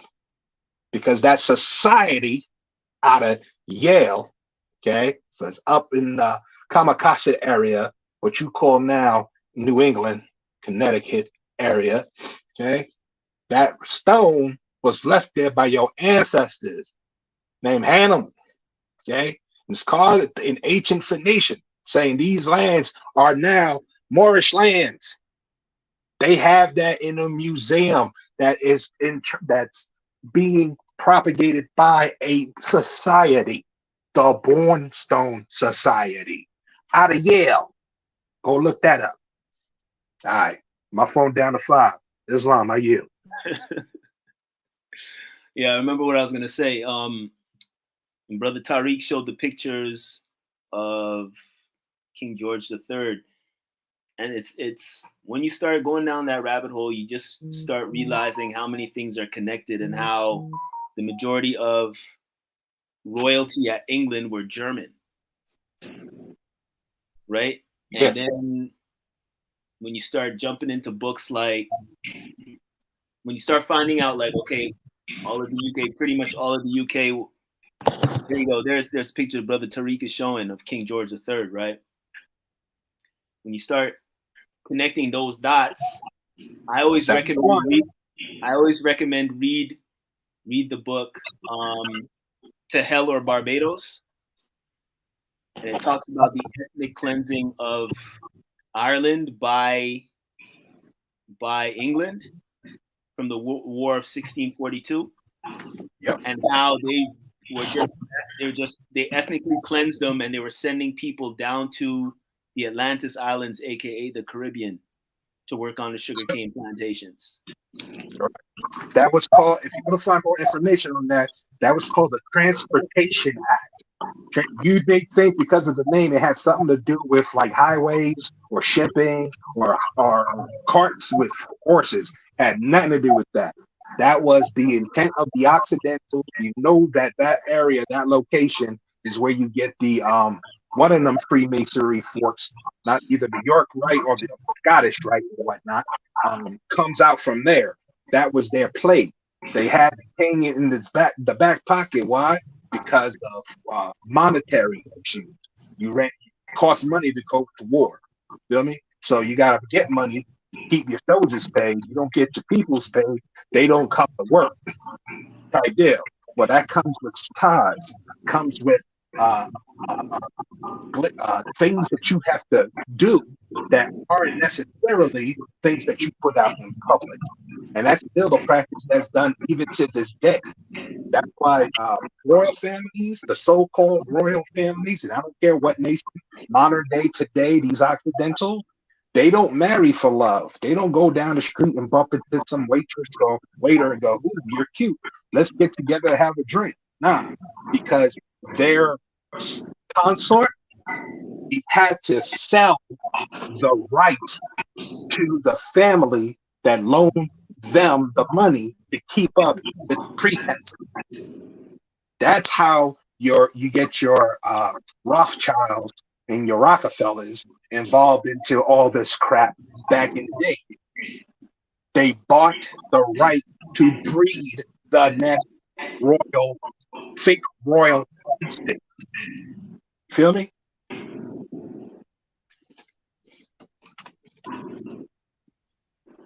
Islam, I yield. Shay. Peace. You have the pictures. You ready for those? Yeah, man. Islam. All right. Hold on, I'm about to put it up right now. Hey, I'm just asking, Cujo. We ain't got no time limit on here. If you don't have a time limit? Yeah, I was just asking if we do. I don't care. I hope this shit run all night. To be honest with you. Not really, not like that. I mean, you stop it Okay, yeah. whenever. Okay. All right. You Right never on. listen to them raindrop things for 24 hours? You record all forever. All forever. Yeah, Omar. Now, see, this what I'm talking about right here. You're showing the best pictures first. These are the pictures my father took. See, I don't have this. This is amazing right here. Like this is a good picture right here. But okay, if you look on the wall, you see the triangle. The walls are up. They got like a triangle, a square, a upside down triangle. They put light bulbs in them. But I don't. That look not just for just put some light bulbs in here. That's something. That's sacred. That's geometry. Those triangles, squares, the upside down triangle. Because look, a lot of secret societies use the triangle, and they'll put the circle in the middle of it. You know what I'm saying? The squares. I think the square is still the symbology of a circle.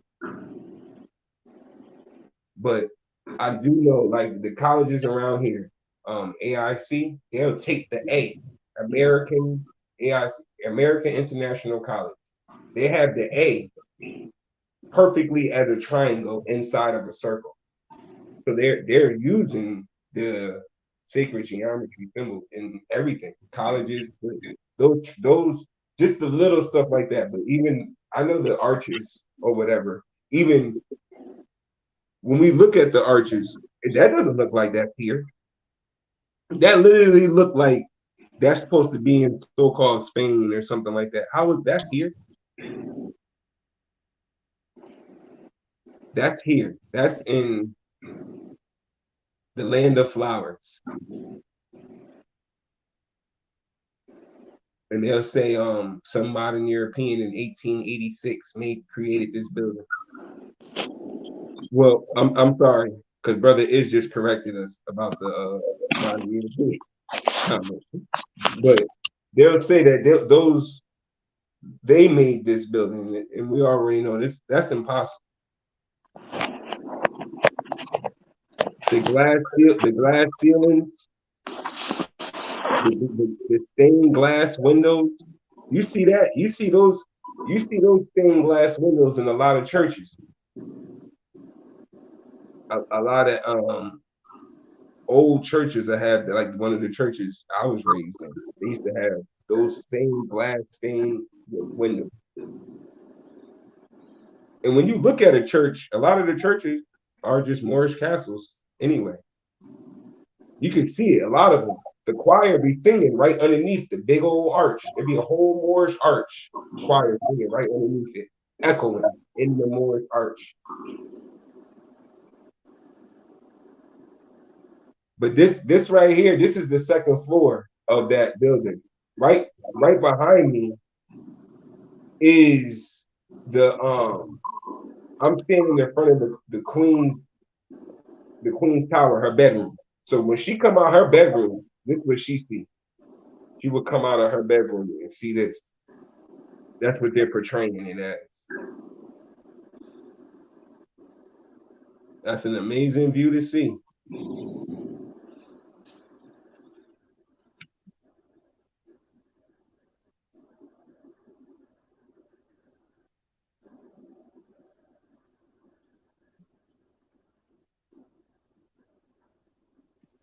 Yeah, that's what I was talking about there. Like the railway and the you want to say those wooden pillars, I guess, holding up the wood railing. All of that is technically sacred geometry. When you look at those shapes and you multiply them in sacred geometry, you see those shapes. So it's literally all throughout this palace, everywhere you're looking. Okay, I'm looking at the floor, and right now it's wooden floor, so there's no sacred geometry in the floor. But look at the carpet that's laying on it, right? Those rugs, it will be in there as well. When you start looking up at the ceiling, at the arches, within those arches, it's all in there as well. It's all carved. This is like you said earlier, Sheldon, man, like you seeing stuff like when you see stuff like that, like actually see it with these eyes, how can you not feel some way? And like you said, touching the handrail and all of that, like thinking about how many before me of my kind and my mind, or even higher minds, have touched this or been here or did this. and that's the thing. Like for me, like I'm a designer, so I'm a designer, so I always look for. Go in, brother Sheldon. Go in, brother Sheldon. That's the Go thing. in. This is why this is so live for me, because this is how I get inspiration to design certain things. Like I used to, I'm going to, like for me, okay, I was designing performance footwear at Adidas, right? But then what I would do is when there was trade shows, and I would go to trade shows and look at fashion, detailing on fashion, on women's fashion, because detailing on women's fashion is not, it's applications. It's more like a fold of material, a stitch, something that they stitch. And so I'm looking at that and I'm like, how do I take something that's simple and apply that to take that detail and apply it to a performance footwear for like a volleyball player? That, you know what I mean? That contrast, and that just stimulates the mind. So it's always detailing. And then once I left Adidas and I was doing my, you know what I mean? Like even when I was at Puma, but more so when I was at Adidas, because that's how you pronounce it, Adidas, not Adidas. But Adidas is it's performance driven. So that contrast between casual, everyday wear and high fashion for women, which is very, very detailed, to performance, like that contrast, like was very interesting to me. How do I bridge that gap to make something original in the performance footwear area? And so now that that I leave that, I'm always looking at details. Details is what, and I've always liked details ever since I was young. Like I was fixing my bike, like I was fixing bikes with brakes and stuff like that when I was 10. I'm going to the store and buying brakes and figuring out stuff to do. Like detailed stuff has always been my thing. So when I look at this, the level of craftsmanship and detail that it takes, and I'm a person that if I'm doing something and it takes long, I don't care as long as it looks good at the end. So something that'll normally take somebody, as an example, an hour, because they just want to get it done. No, I'm going to take an hour and a half to 2 hours so that when I'm finished, for those who are detail oriented like me, when they look at it, they get lost in the details. They're like, holy, and you know what I mean? They're spinning it around and they're looking at it. Some people don't care about that, but there's some of us that just love those details. So when I'm like in an environment like this, like I was explaining before, when I was in the museum with Asanaya, we're going around piece to piece looking at paintings. We're staying at one piece when I was looking at different clock pieces and the intricacies of how they carved out that material, the metals back in like 1200. 1200 AD or like Right. 900 AD, and they're building these timepieces that have gears and everything way back then. 600 like 680, and I'm marveling at that today because those things are so intricately designed that they literally last forever. Like it's one of those things you start it and it just never stops. There's no batteries or anything. That type and you see the level of craftsmanship that just excites me because for me that's what I want to create. Like for my Sakina Moore shoes, I remember last year when Asania came and so did Empress Khalifa, they bought a pair of shoes. They bought shoes. They bought like pairs. And Khalifa, when I went to see her, she gave me the compliment that I was looking for everybody who gets a pair of shoes. She said, "I don't know whether I want to wear them or to put them up on the mantle and just look at them." And when she said that, I said, "That's exactly what I go for every single time I design something." I want you to have that problem of like, geez, these are so nice, I don't want to wear them. But then you want to wear them because they're so dope. I want you in that perpetual cycle of not knowing what to do when you look at my stuff. And that's what I get when I go to these palaces and I see all that detail. It just blows my mind, yo. And these are our ancestors that did this. You know what I'm saying? Yep. And so the fact that I had this since I was young, that also, when I found out about Moorish information, like whatever 12 years ago or whatever it is, that let me know that yes, this is it. And then the more I started finding out, I'm just like, yeah, this is definitely my ancestors.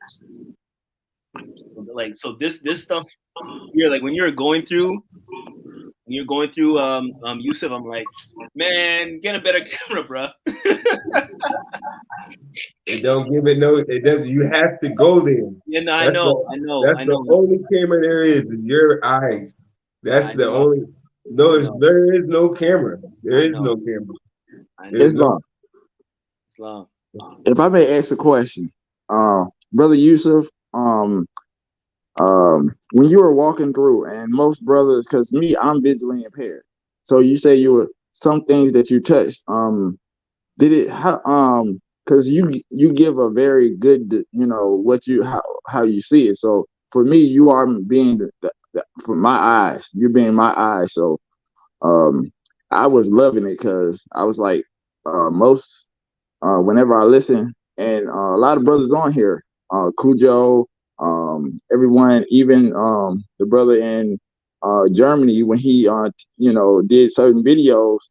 I love it because you give so much description of and tell what it, from your eyes, you tell it to me because I can't see it. So it's like when you tell how it feels and things like that or whatever, because I'm a person, when I walk into a place, I'm doing more touching than I'm doing looking because I have, I'm visually impaired.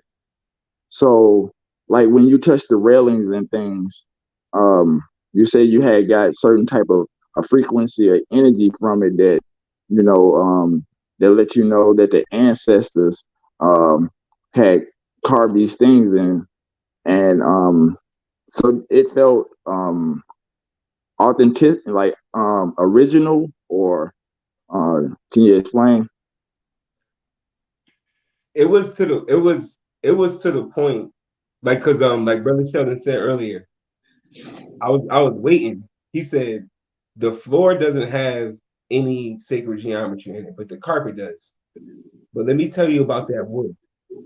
That don't sleep on that wood.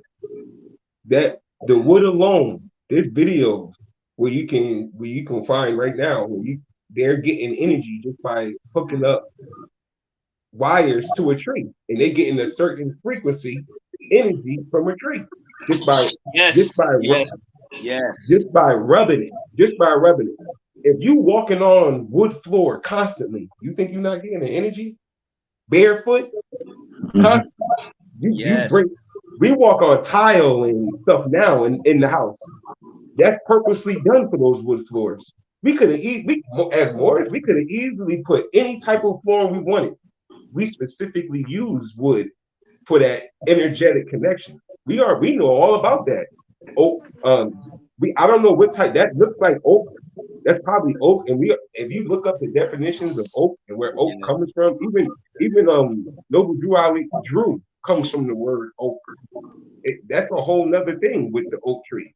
That alone. Or if they use the moringa tree to plant that floor, that or whatever wood they like the hand railing, that's another wood right there. That would, but they carve the sacred geometry into the wood because the wood itself is the foundation of the energy. You can literally feel it. You can feel that whole thing. That's what I said, man. Seeing something like that, brother, I'd be walking around in there barefoot. Here, hold my shoes real quick. Yep. Absolutely. It's funny that they call those rugs Persian rugs. I always thought that was funny, knowing that those are Moorish rugs, like Persian rug. That's Moorish architecture. But to add to what you were saying though about and I was about to say that about the wood, like wood is very. I was about to say that too. Wood is grounding. Yep. Like the jewelry that I have, like the stones, like I have. I made myself wire wrapped with big stones of amethyst. When I'm not wearing it, it's resting on a piece of wood, so it's constantly being grounded and charged. So the wood, even though there's no sacred geometry, it's still grounding you exactly when you're walking on it barefoot, right? And even the tile, think about the tile too, it's made of stone. It's not, you know what I mean? It's ground up stone, so it's still also of the earth. And then on top of that, you have the, so, and then the railings, the sacred geometry in the railings is also touching the wood on the floor. So, I mean, this whole palace is a vortex. It's literally a vortex of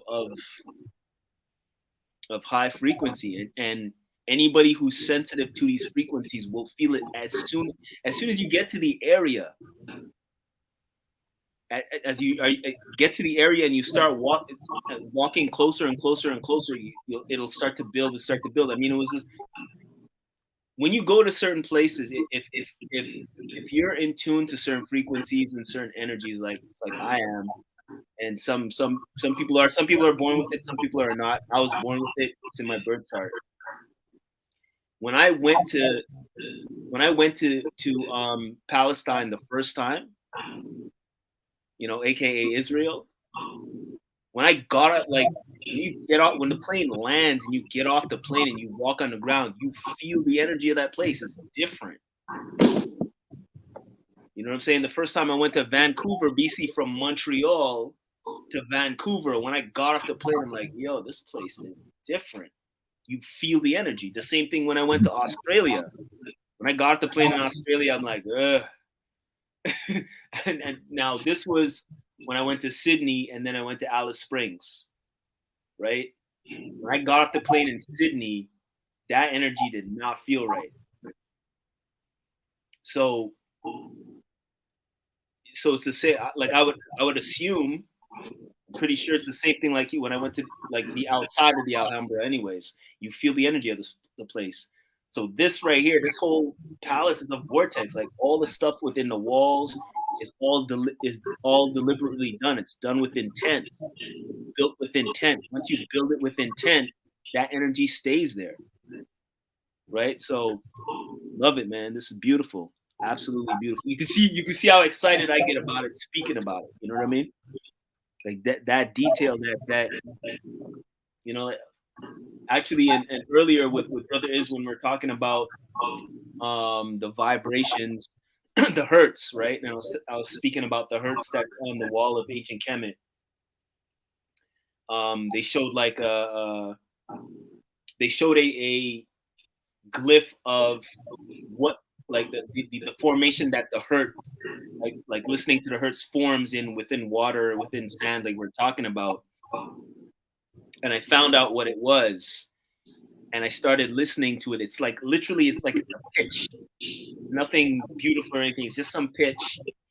And if you listen to these frequencies as you sleep every single night. You turn them down really, really low. They don't have to be loud, just really, really low. So you can sleep through it. You will always remember your dreams. And this frequency here is so obscure in a sense of what it makes you dream. So we know about the 528 megahertz. We know about the 741 and so on, right? But this one, I don't know if y'all want to try it, but this I've listened to this a few times, and then after a while, I have to I listen to it for a couple of days, and then I gotta stop because the dreams the dreams that you have are some other level, and it takes time getting used to these, like the dreams that you get from this frequency. So if y'all want to know, I can tell y'all, and you can try it yourself. If not, just let me know. Let me know in the chat if y'all want to know what it is. And you could type it in YouTube, and you get it, you download it, and it's probably like a 1 minute tone. So you just have it in your phone. You just put it in your phone or whatever like that. And when you play it, turn it down low, put it on repeat, and just play it through the night as you sleep. And it's just going to repeat, but have it low. It's a really high pitch. So, I'll put it in the chat so that y'all know what it is. Hey, while Brother Sheldon is putting that in there, I want to add on to what you're saying too, because I remember you talking about it earlier as well about the frequencies. But at the same time, okay, to show you, okay, because you talked about freezing when they was getting they were listening to the Earth, the other planets, and they were freezing it. Right. Okay. Yeah. So they were playing the they recorded the sound of the sun. They recorded, I think, they recorded Venus. I think they recorded Mercury, and even the sound of the Earth. And it's like this low kind of rumbling sound. And yeah, so they hook up speakers and they just play it to water, and then they flash freeze water with like nitrogen or whatever, and then they feed into the molecules, and it literally looks like quartz crystal, 6-prong quartz crystal.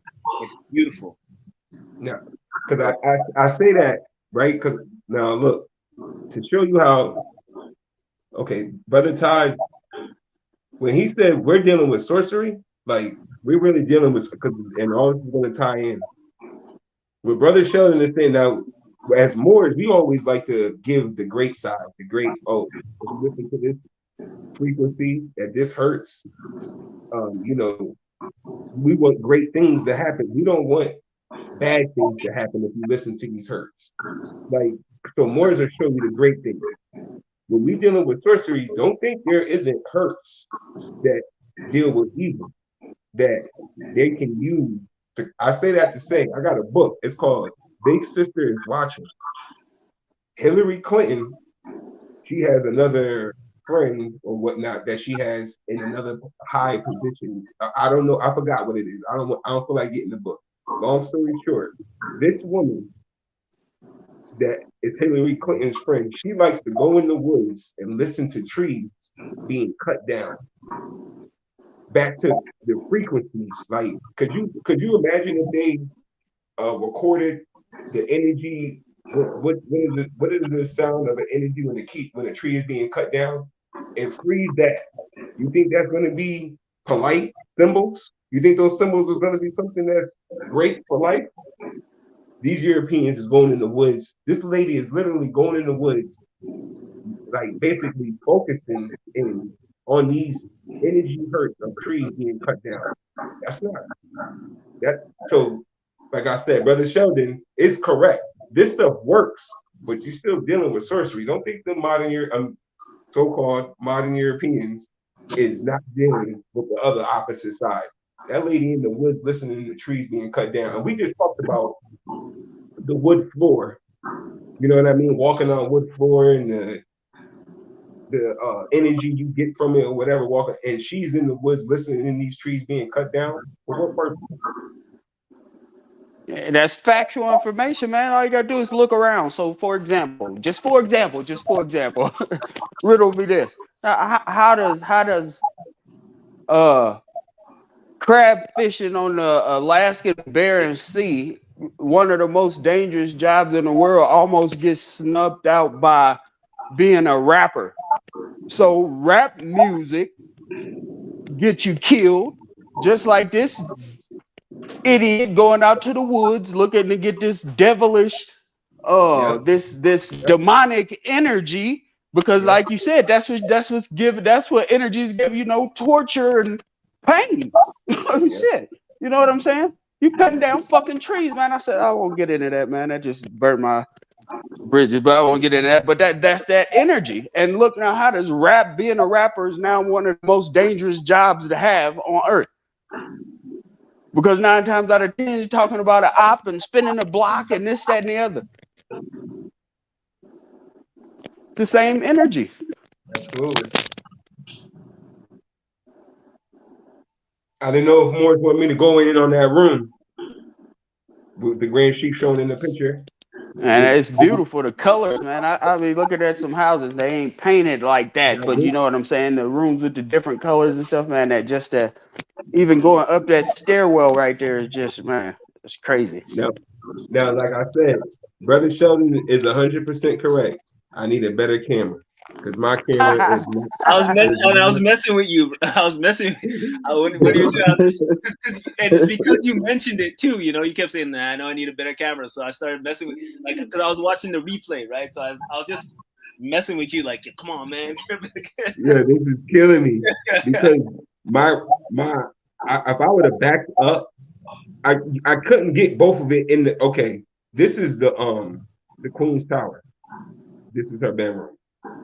It would be the Empress. This is her bedroom. But if I would have backed up, you could see the entire living room.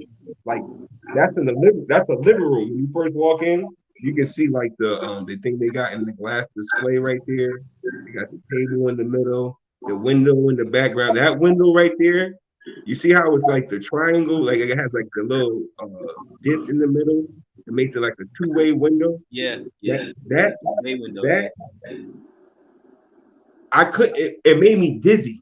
Like I kept looking at it. I was like, because they put two mirrors on this, so it's a two-way window, and on the side of the two-way window, there's two mirrors. And if you keep looking at it, you're gonna get dizzy. It kept messing me. I was like, yo, I couldn't even look outside the window. Yeah, that's like one of them glass houses at the carnival. Have your ass walking into the wall. I was like, yo, why is it? I couldn't stop looking like a warp. Like I'm like, yo, what's wrong? I couldn't look. I had to back up and look across, and then I could look out the window. But when you're in it, when you're in the window, dizzy. I couldn't. It was dizzy. I got dizzy. Maybe that's where that mirror on the wall come from. Yeah, because I was tripping being in that two-way mirror with the two-way windows on the same. That was crazy to me. It was really weird feeling being in there. That was very weird being in that little triangle dip off the side of the room. Okay, so that's the Moabites's or the Moorish bedroom. On the side here, now we already remember I turned around I'm turned around from the pillars, from the arches we was just looking at. This is when you turn around, this is exactly what you are there, the living room. Those stairs, I'm on the second floor already. There is no third floor. Her bedroom got a third floor. Her bed is up those stairs, but it's blocked off. You see how they got the little the little rope for tourists. You can't go past there. Yeah, you can't go past, so you can't go upstairs. I said, yeah, because they up there reconstructing. That's all they doing. They really reconstructing now. Because I'm like, why because on the step, if you look on the step, they got a picture of what it originally looked like. And I'm like, it don't look like that up there. Let me go see. But you can't go up there. But that's her bedroom up those stairs. Like that come on, man. Like, if you gave your Moabite something like that, she'll love you for the rest of your life. Like, you what? Like, are you not your own bathroom? You got your own bedroom upstairs in your bedroom. That's a that's amazing, man. That's Hey, amazing. That's hey amazing. Yusuf. Talking about, man. Hey Yusuf. Islam. Most things that you I don't know if you were able to touch like the wall and things like that to get the feel of the paint that was probably on the wall. Did it feel like it? Does it look like it never like? Because I've heard some Moors. I don't know if even in that video you said some paint looks like it never was repainted or so. Well, that probably was another video I heard. But Yeah, yep. I just wanted That was in the that because we're looking at the pictures. We're in the museum, the Villa Museum right now. It's something Villa. I'm missing a lot of words, but it's something Villa. We're in that the place where you're talking about. That's the that was in the college Oh, okay. where when you walk in, it's like they didn't even change anything. Everything was just the stone was the same. Everything. It's some okay. It's a picture in here of what you want. It's a picture of some set. The grand sheet. He gonna get to that. It was outside of this castle. It it because what it is too. A lot of this stuff is in your backyard. That's what kept bugging me out. I'm like this they got this behind Rebecca Johnson. This I like Rebecca Johnson, the elementary school out here, and I know these steps. I'm like I've seen these steps. They Hey, got these brother steps behind Yusuf. Rebecca. Brother Yusuf, was it the Villa Zoyorda? Yep, yep, yep, yep, Zoriada? yep. Zoriada. Villa Zoro. Zoriada Museum. Yep, yep. And that word villa or village is where that word castle. Like when they say castle, Mhm. a village is a castle. That's where they get that word villa from. A villa would be a palace or so-called castle or whatever.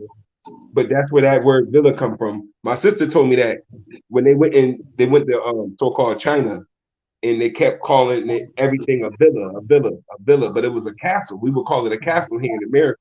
And then I go here and I'm like, oh, I remember yeah, it is a palace. They even call it here the villa, the village.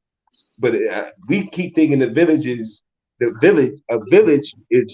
villagers, scavengers. When we look at it throughout history, not knowing they probably talking about a noble people who came from a palace. You know what I mean? But the way they portray it as villagers.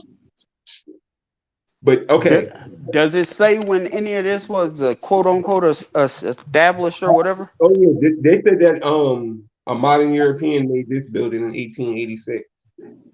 Oh, so take the one off. Yeah, there you go. True. There you go. True. Come on, cuz. Ain't no modern European did. Come on. I'm looking at pictures on Oh, Google. Come on, man. Ain't and no a modern lot of European stuff, did none of this. a lot of They stuff even in here. got black and white pictures. They'll say that it came from Morocco or it got shipped in from Spain, and I'm like, brother, there wasn't no Morocco in 1376. So like, stop saying that. Like The thing they'll about say, but they'll be like, oh, this couch was shipped in from Morocco in the 1600s, and I'm like, that 1956 ship something over here in the 1600s, huh? like how you do that? How'd you do that? How'd you do that? the only thing, if they say a modern European built this, the only way that I could believe that is if, exactly like you were saying, all the pieces were created elsewhere and they put it together like a puzzle piece.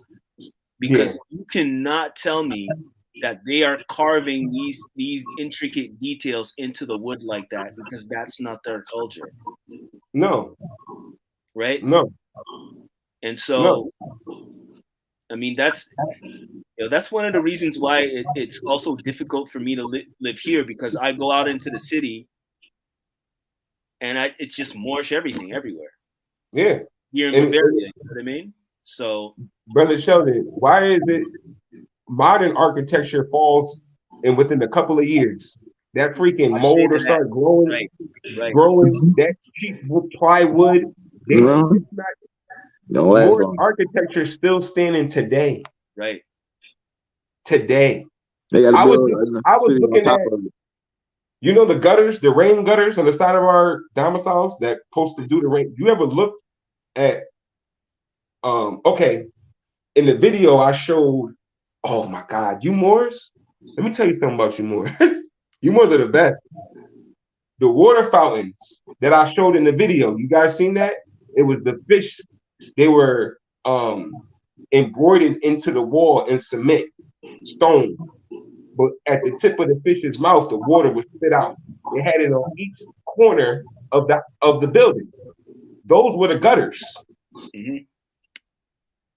We Oh, use man. fake aluminum rusted shit today, 2020. But look at the gutters. Look at the gutters the Moors had, man. Look at the gutters Straight the up, Moors had. straight Are up. you We had goblets heads on the ends of our castles thank dispensing the you. water off our roofs. They Those got were like your you said. rain gutters. Those were your rain gutters. And they took that rain, and that rain that used to come through there, and what was shooting out of that rain? Right in the front of there, the courtyard. All the flowers, all the bushes, that rainwater was also feeding the forestry that was in the middle of the. I said, man, look, this is hydroponic. This, I'm like, we look at this. Are we missing it? Like they didn't know that what's going on in here. Like I'm like they need to turn those gutters back on. We call it gutters, and I'm like, look when you look at old Moorish buildings, there's no rain. Look at them. Go look. I don't care what building. Go look at an old church. Ain't no gutters up there. They still using the regular same Moorish gutters. They're not putting no old. There's no aluminum gutters on ancient architecture. There's no gutters on here. There's no gutters. They're implementing it into the building in stone. Mm-hmm. We use this cheap aluminum, got to get it cleaned off because the moss is growing on it. It done got damaged over the winter. It's broke. The wind to blow it off. Say that shit again, Yusuf. In stone. In stone. Stone. And Stone. And then give you a fish spitting out water. And like you said, or like some type of lion spitting out water. And you think it's just, oh, that's interesting. Like the Moor said, it's interesting, but you're not interested. now I'm interested. I'm like, wait a minute, this ain't what I thought it was. This a whole rain system thing. This is why there's no mold growing on the side of these buildings. They already got it where, first of all, they already picked the correct area to build the building. You know how today you got to get a permit, find the code where the best place to build and all of that stuff. More all of that stuff. More's new. Okay, we can build here. It's not no swamp area. It's not going to be too much mold. Like how that it's that before you even lay the cement down. You know there's a whole bunch of shit you got to do. You can't just start building. You got to know stuff. You can't just build in the mud and then it rained and then all your stuff just gets swamped out. You got to know how this is going to be settled after you build. Is this going to just deteriorate after time? More knew all of that in ancient times. And for the architecture to be still standing today, and you got it right next to the water, you wasn't afraid the water, the levees or whatever. You wasn't nothing, never, no. That's supreme architecture right there. Hey, brother, architecture. And the maintenance of it was like when I went to the Moorish fort in Sintra, right, in Portugal, way up on the hill. The only thing that was eroding it is like literally it was windy as hell up there, and obviously when nobody's living in it, what's interesting about any type of structure that you build, when especially like a house or something like that, when nobody lives in the house, it's like the house starts to deteriorate. It's like the energy of the person actually keeps it standing in a sense, right? Right. And so when it was up there, like the stone structure was still there. It's just like the wind that was constantly there just started eroding tops of the stone, like started to round off, but the actual structure was there. So they were obviously they're restoring it the best way they can. But it's whenever we built whatever we built back then just stays. Like even when I went to Rome and I went to the Colosseum, and you see, when you see pictures of the Colosseum, parts of the Colosseum are broken off and so on. They took what they did is the reason why parts of the Colosseum is broken off is they ended up they took so much stone. They ended up taking stones from the Colosseum to build other parts. That's why it's broken down. It's not that, you know what I mean? They it wasn't that it was built incorrectly or anything like that. No, they took stones down to build other things because they just ran out from the area. So that's what we do. We built our ancestors built stuff to last. That's what we did. I couldn't help to think with the architecture that we're looking at about what was underground. I could not stop it. I'm like, man, ain't no telling what's underneath here. Ain't they? But there's a brother on IG who does these short videos, and he's from the UK, and I forgot the name of his channel, but he puts out these videos like these like he was doing a series of the Tartarian, the Tartarians. He's talking about them as the Tartarians, which are the Moors, right? Yeah. And he's going around the UK, and he's showing these buildings, and then he goes down to like where the sidewalk is, and he's like, how come you see these tiny little windows at the bottom of the building? It doesn't make sense. Why are there? You know what I mean? Like, normally down there they would be worried about flooding and stuff like that. So why would there be a little window there? Right. And it's clearly that building goes further down, and they built up around it, cut out that part. And he's showing how that also means that the doorways to these buildings were a lot bigger than they appear to be right now. Absolutely. And that's in some of your houses. That's in some of our houses right now. They just put an extra floor, like we call it a 2-family. That wasn't no 2-family. That was a big ass 1-family Moorish house. They just put up all these walls and a floor.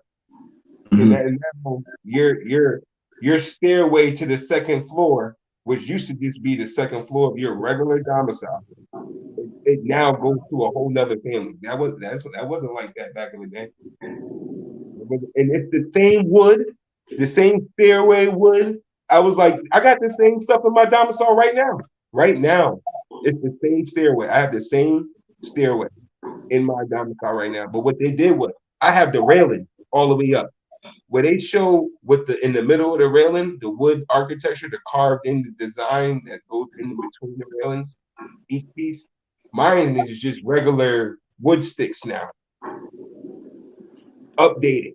The original railing pieces that used to be in the middle of the railing is gone. I just have regular wood railing that you put your hands on now. And I'm like, the whole thing is, I'm gonna send pictures. I got my house is, remember the old phones? The old phones, the old ones, the ones that they would call in, I guess, like from a building, and they would direct lines into your house, whatever. Oh yeah. We still have that line in the house on the wall, right? But the decoration of the landline thing is a whole more what we saw. Like, not just the arch, not more like, oh, it's just the arch. No, it's the carved design, sacred geometry, Moorish arch for that phone way. But I've been walking past it, never noticed it. until I come back from here, and now everything's just coming out. Oh, you already had all of that. You already those pillars behind the Moor right here in this picture. That's on Moore's got that on their front porch right now, and just be chilling, right on their stoop with the pillars right beside them. I got those right now. I got both of them on my front porch right now. That picture, the lady, right? You see her in the background. I took like 6 pictures because of what brother Sheldon said. You have a horrible phone, brother Yusuf. So I took like 6 pictures, and she eventually started looking up like, okay, like you're taking enough pictures, but my phone is horrible. Look how blurry this picture is. It doesn't give it any justice. That garb on that Moor, you can like, okay, if they literally carved that from a Moor who was standing that day, he had literally gold stitching. It looked like real gold because of the way it shined. I was like, that got to be like real gold stitched into his garb. Like, how did he do? How did y'all find a way to stitch gold? Are you stitching gold? Like, how are y'all doing that? How y'all Moors find a way to stitch gold? Okay.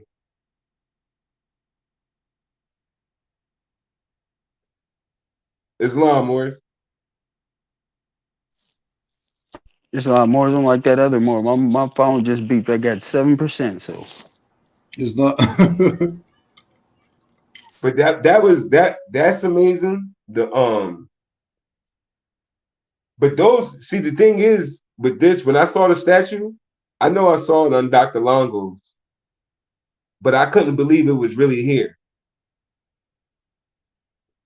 Now look, you know you didn't hit I'm that not hookah while you was there. yo, that's crazy. Now, because I couldn't believe. Now look, I'm the first person to shoot to look at me. I had my father take these pictures of me just because I could never believe that I was there. I couldn't believe it. I couldn't believe it. I said I got it. It was like more of a like I'm gonna have these pictures in honor of me being here. Like I'm like for me, like yo, you was really there, man. That wasn't a dream. That wasn't a dream. You Yeah, didn't that's like dream that. them old pictures used to go get developed, and you could print it out and look at it, the glossy pictures, and be like, yeah, I was there. That's me right I was there. really there. I was Wait a really there. second, Yusuf. You were allowed to sit in that chair? Absolutely not. I love it. I love it, yo. Even better, even better. You're the worst, Sheldon. You see the ribbon? You see the ribbon? You see the little string?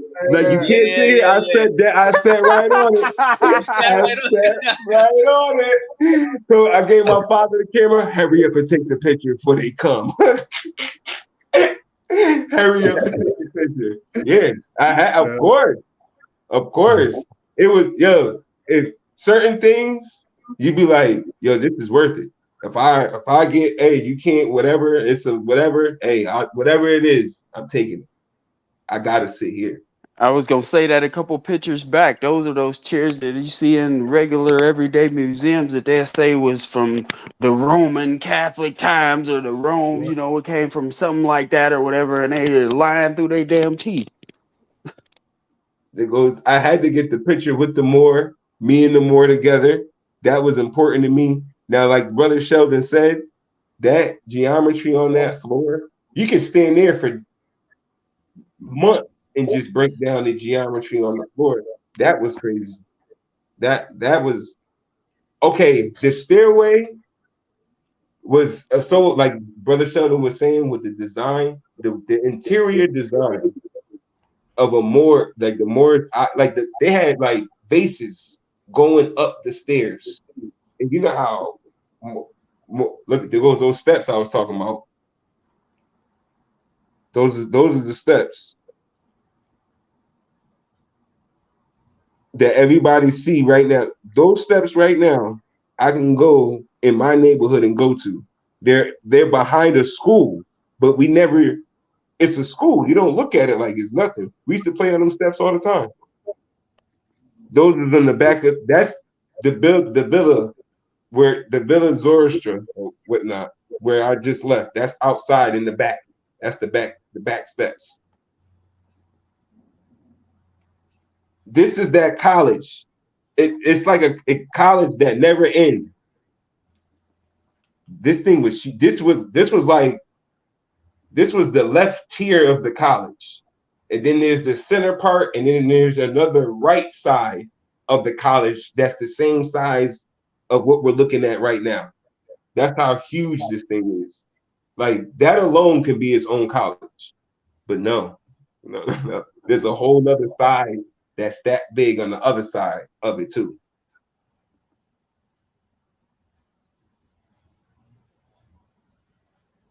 It's still here. It's still there. They'll say that's a college and talk about when the college was built and stuff. Knowing it's more like it's St. Augustine. All that stuff was built by the Moors. Everything in there. Everything in there. The whole town. That's what I'm saying. The whole town is a museum. The whole town. And this is what I was talking about. This is what I was talking about. Where there's certain places that you go that you feel the frequency of that place. So if this whole town was done, like I'm pretty sure once you get like people that are sensitive to these frequencies, once you get there, you'll feel it. Yep. Now all I kept thinking about was, no diss to those who go to Kemet and see the pyramids. But all I kept thinking about was, I don't know if it was Dr. Ben who said it, but when the Grand Sheik brings to light about don't nobody want to go see them dead ass pyramids over there.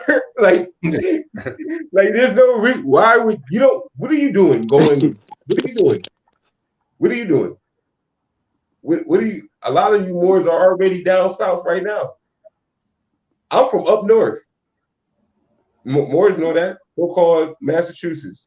I was visiting my father right there. I already knew when we did the interview with Dr. Longo, and that was the thing.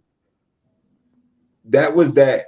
Oh, I was questioning myself the whole time. Oh, what am I gonna do when I go visit my father? What am I gonna do? What are we gonna do? Grand Sheik hits me up. You want to interview Dr. Longo? And then boom. That's why I asked Dr. Longo, how far is that from Jacksonville? Because where I'm at in so-called Georgia, I'm like 20 minutes away from Jacksonville. So anything close to that, I'm going. And he said, oh, it's an hour and a half away. I was like, oh, I'm on my way. I already knew I was going. I knew that day I was going to this museum. I already knew it. I knew it. I already knew it. Bought the ticket, and then the good. I forgot. He was like, "Did you pay to park?" I was like, "Yeah, it's free." He was like, "You didn't have to pay to park." I was like, "Oh man, I didn't know." But I was just, I don't want none of y'all. No colonization is gonna ruin my day today. So here y'all go. Here you go. Now look, that's the Moor right there working. I had to get a picture of him. That's the Moor standing in the arches. That was key to me. I said, now look at that. Could you imagine how many Moorish architectures worked on this building that they don't talk about in the books? You know what I mean? Like these great Moorish architects that we had from previous history that we could have been studying. You know what I mean? For some of these structures to be in such grand statue, it had to be a lot of them. It wasn't just one that did all of this, and it wasn't just one that passed it on. Hey, do this down here and do that. No, it had to be all of them working with the same mind for all of these grand. Look at the Alhambra, and this is supposed to pay homage to that, and it don't even do it no justice at all. I think they literally telling you we in the Alhambra. I'm like, this is Alhambra right here. I be thinking all that other stuff is just like they say, Egypt was over here first, so-called. It's same thing. Morocco was over here first. The Alhambra was over here first. All of that, to me, when you start looking at stuff, I'm like, well, Tangier over here is older than the Tangier over there. The Virginia Algiers is older than the Algiers over there. And I'm like, so there's a problem going on. You look up what was it? Tangier, New Orleans, and you just see all Moorish architecture throughout New Orleans. Everything in New Orleans looks like this, what we're looking at right now. New Orleans look just like this right here. Moorish architecture all throughout. That's when I told you earlier, that's when it really hit me. I'm like, but really, like when Brother Sheldon shows it up in Germany too, like, man, the whole planet is the Moorish Empire. That's how you know empires are greater than some country or something like that. Come on. Empires are greater than some kingdom. We talking about planet wide. Everywhere we go is just Moorish this. The more that was on this earlier, showing from an island right off the water, Moorish architecture. We in so-called we in the land of flowers, Moorish architecture. Moorish right now can go live right now. Any more on here can go outside right now, go out probably in their house and show Moorish architecture that been here. That's how I'm like, we in Morocco. It's just they did a good job with that pen. Propaganda, sellouts, do TV. But once you put that stuff and you can see it, you be like, man, it's really Morocco. Yeah. But nobody's pumping it, as it's Morocco, so they miss it. They trying to go to Giza, see the Giza pyramids. you missing it. Look at this architecture.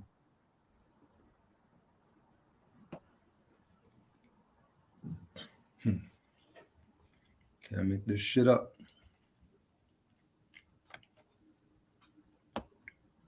I could look at even the light poles. People you go down to your neighborhood, go downtown, your city right now. Those same light poles is there. We thought the city put them up years ago. Well, in every state they put them same light. That's all Moorish. That's all of it. Every one of it. They just changed all that stuff with a pen. Any and everything, or any and every area that's quote unquote older, just go and look. All you gotta do is look. Looks are free. Don't cost that to look. That's why they want us to be in our phone, scrolling, looking down. Don't look up, look down. Just look down. Because you look up, you're gonna see it. You're like, the whole downtown is more, yeah. Every building down. I don't care what downtown it is. I go downtown, it's Moorish buildings downtown. Right. I'm reading the chat here, and was it Giovanna said Baltimore as well. Go to Baltimore. If you're in Baltimore, film it. Put it online and show it. So it's Empress Giovanna, my bad. And Empress Leah was talking about downtown Indiana. Go downtown Indiana and film it and show it. Yep. Just exactly like Brother Yusuf does, or as I do as well. And that's where it started, Brother Sheldon, showing the Moorish architect. And Brother, I love your story from Brother Sheldon when he says that Asir told him, it's plenty of Moorish architecture in Germany. Just walk around. And it just boom, right there. Yeah, that right there bugged me out when I contacted him in was it 2011, and he said, "What? Where you at?" I said, "I'm in Nuremberg." He said, "Nuremberg, Bavaria?" I said, "Yeah." He said, just walk around the city. I mean, the Moorish influence is huge. Just walk around the city and see what you find. And then once my eyes are open, I'm walking past the Moore's pharmacy every single day going to the gym. Don't that hurt? Don't that kill you? Don't that kill you? Crazy. The logo there, the logo on the hat, I'm walking past that every single day. Every day. Right? Walking past Swinger Bar with the Tucher Beer logo with the Moor's head and the crown on top. Passing that every single day. Every day. And once he opened my eyes, just like, holy smokes, it's literally everywhere, like he said. Where you at over there, Sheldon? Huh? What's that? Where you at? Nuremberg. Okay, yeah. Well, you know where Vilsek is then, right? Vilsek? I've never heard of Vilsek. Okay, yeah, it's right up the road. Okay. Yeah, I was stationed over there in Vilsek. I know where Nuremberg is. That was the party place, back then, but I was dumb, black, and colored. You know what I'm saying? Back then, but that was where we went for. Nuremberg. I know Munich is the party place. Yeah, Munich was too. Oktoberfest was crazy. Then, yeah. I guess when you're back then, it was a party place too. But Vilsek, I've never. Vilsek? Yeah, it's in the southwest. It's by the Turkish border, kind of. Or southeast, I meant. Southeast. Yeah, southeast. Okay, that's why. Yeah. To add on what Brother Sheldon was saying about walking past that Moorish pharmacy for every day. Bugged me out once Nasir said that, and I'm like, wait a minute. I remember. Go ahead, Moore. No, I was just about to say, and then from that point on, it's like, wait a second here. And then I remember one day I just bought a train ticket because we have Bayern tickets. So Bayern is another word for Bavaria. And Bayern, Bayer aspirin, that's where it comes from. So you can get a Bayern ticket where you can travel on the train around Bayern for, at that time, I think it was 20 euros. And you could travel all around, and it's one of the states, right? Bavaria is one of the states, one of the 16 states. So you could travel around it for the day. So bought a ticket and said, okay, well, there's Moore's Pharmacy here. There's got to be one in Bamberg. I go to Bamberg and I see the Moore's Tea Shop. And I'm like, okay, well, let me go to Regensburg. Moore's Pharmacy there. I said, okay, well, let me go to, where did I go? I went to Rosenheim. I think it was Rosenheim I went to. There's a coat of arms there too. And I'm like, Jesus, it's everywhere. Yeah. And then that's when I did the Common Sense Quickie, the identity crisis one, right? Just posting all the pictures. And then, that's after, because the first one is after that. That's when I went to Canaanland and I did the first presentation of pictures. And then after that, like when I came up with the Common Sense Quickies thing, was it 2016 or something, 17? I started doing that. Those were hope smashers, man. Those. And I got more. It's just I just haven't been up to it. There's so many more I have. Like there's one that I want to do about the European dude saying that Drew Ali was Walter Brister. I mean, like, come on, man. There's that one's in the chamber. That one, like, I started that, but I had to update my computer, so I got to start from scratch. Just a matter of getting to them. It's just a matter of getting to them. But the Walter Brister one, that I started that one. I was working on it. I was laughing while I was working on it because I'm making it so so ridiculous and so funny. Yeah. I can't wait to see that. But sidetrack. But yeah, just sidetracking. But yeah, when you told me about that, I was just bugged out. I'm just seeing it everywhere. And once you see it, once your eyes are open to it, you just see it everywhere. And this is why, like, I remember contacting a seer, and I always give him props for that. I guess for changing my life, literally. And he was saying, like, once you have the knowledge, you realize that everywhere you go, it's Moorish everywhere. Literally. And it's hey, let me see, and Moorish, because that's the key part right there, right? I mean, because I'm gonna explain a story real quick. Don't get discouraged at that, because like you said, Moorish architecture everywhere, and you'll be wanting to oh, that's a Moorish building. Oh, that's a Moorish building. And them people next to you, they don't want to hear that.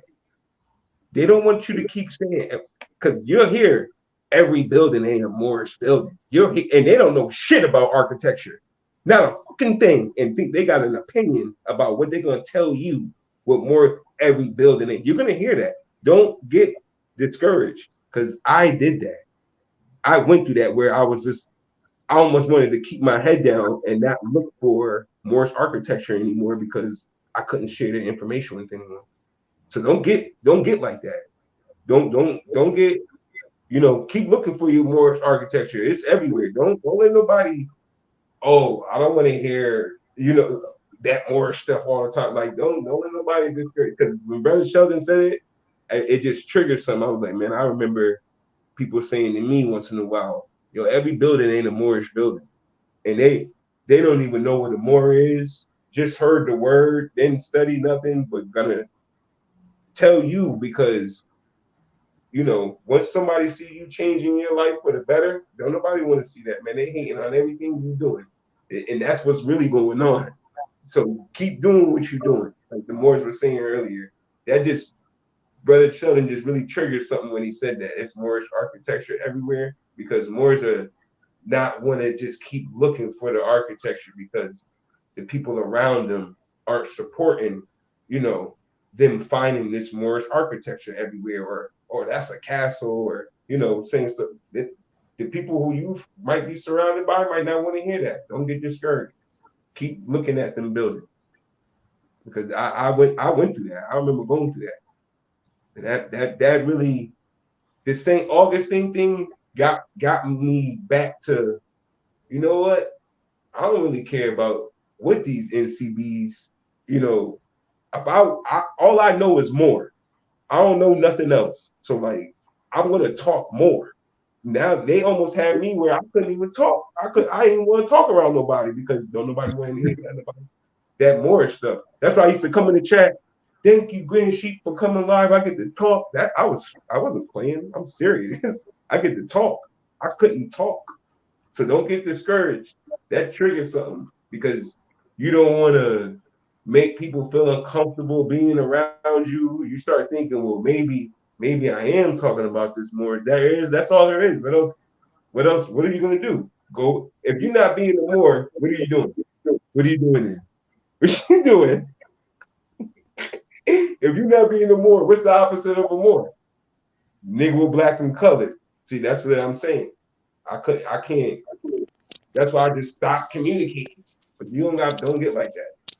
Me myself, I live for that right there, Yusuf. But everybody ain't me. Right. And Islam brothers, I will give everybody their honors. Cujo, thank you again for having this platform. And it ain't that I want to go, but my phone the screen just went dark on me by It's itself. all So good. I think that It's means all it's that time to time. I go. already know. I know what All that that means. time. Hey, we'll just make the rounds in the meantime and get out of here because I think we did some justice with this 4 hours right here. So give And thanks to brother Brother Tariq, Sheldon. happy Moorish American Yeah, History give thanks to Month. Brother Sheldon for resurrecting it again. The Moorish American History Month. Happy And honors Moorish to all the American History. Moors. Honors to all the Moors, giving their little piece. We'll be back again sometime this week, more than likely tomorrow, for some more Moorish American History Month. You could go around and we'll just close out Islam Moors. Islam. Islam, peace and love to the chat. Peace and love, Cujo, Brother Yusuf.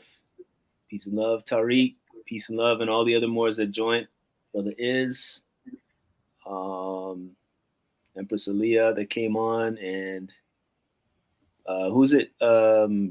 James, Brother James or something? It was. Yeah, Brother Conway. Brother Conway. Yeah, Brother Conway. Yeah, peace and love more. Islam Morris, Islam Grand Sheik for the platform. Brother Sheldon, it was great hearing from you again as always. Brother Tariq, Islam, give thanks. And for all the Moors that came on the platform earlier, honors to the chat. And we already know the prophet is the man. Prophet is the man. Islam, Moors. Islam, peace and love. Happy Moorish American Month. Happy Moorish American Month. Islam.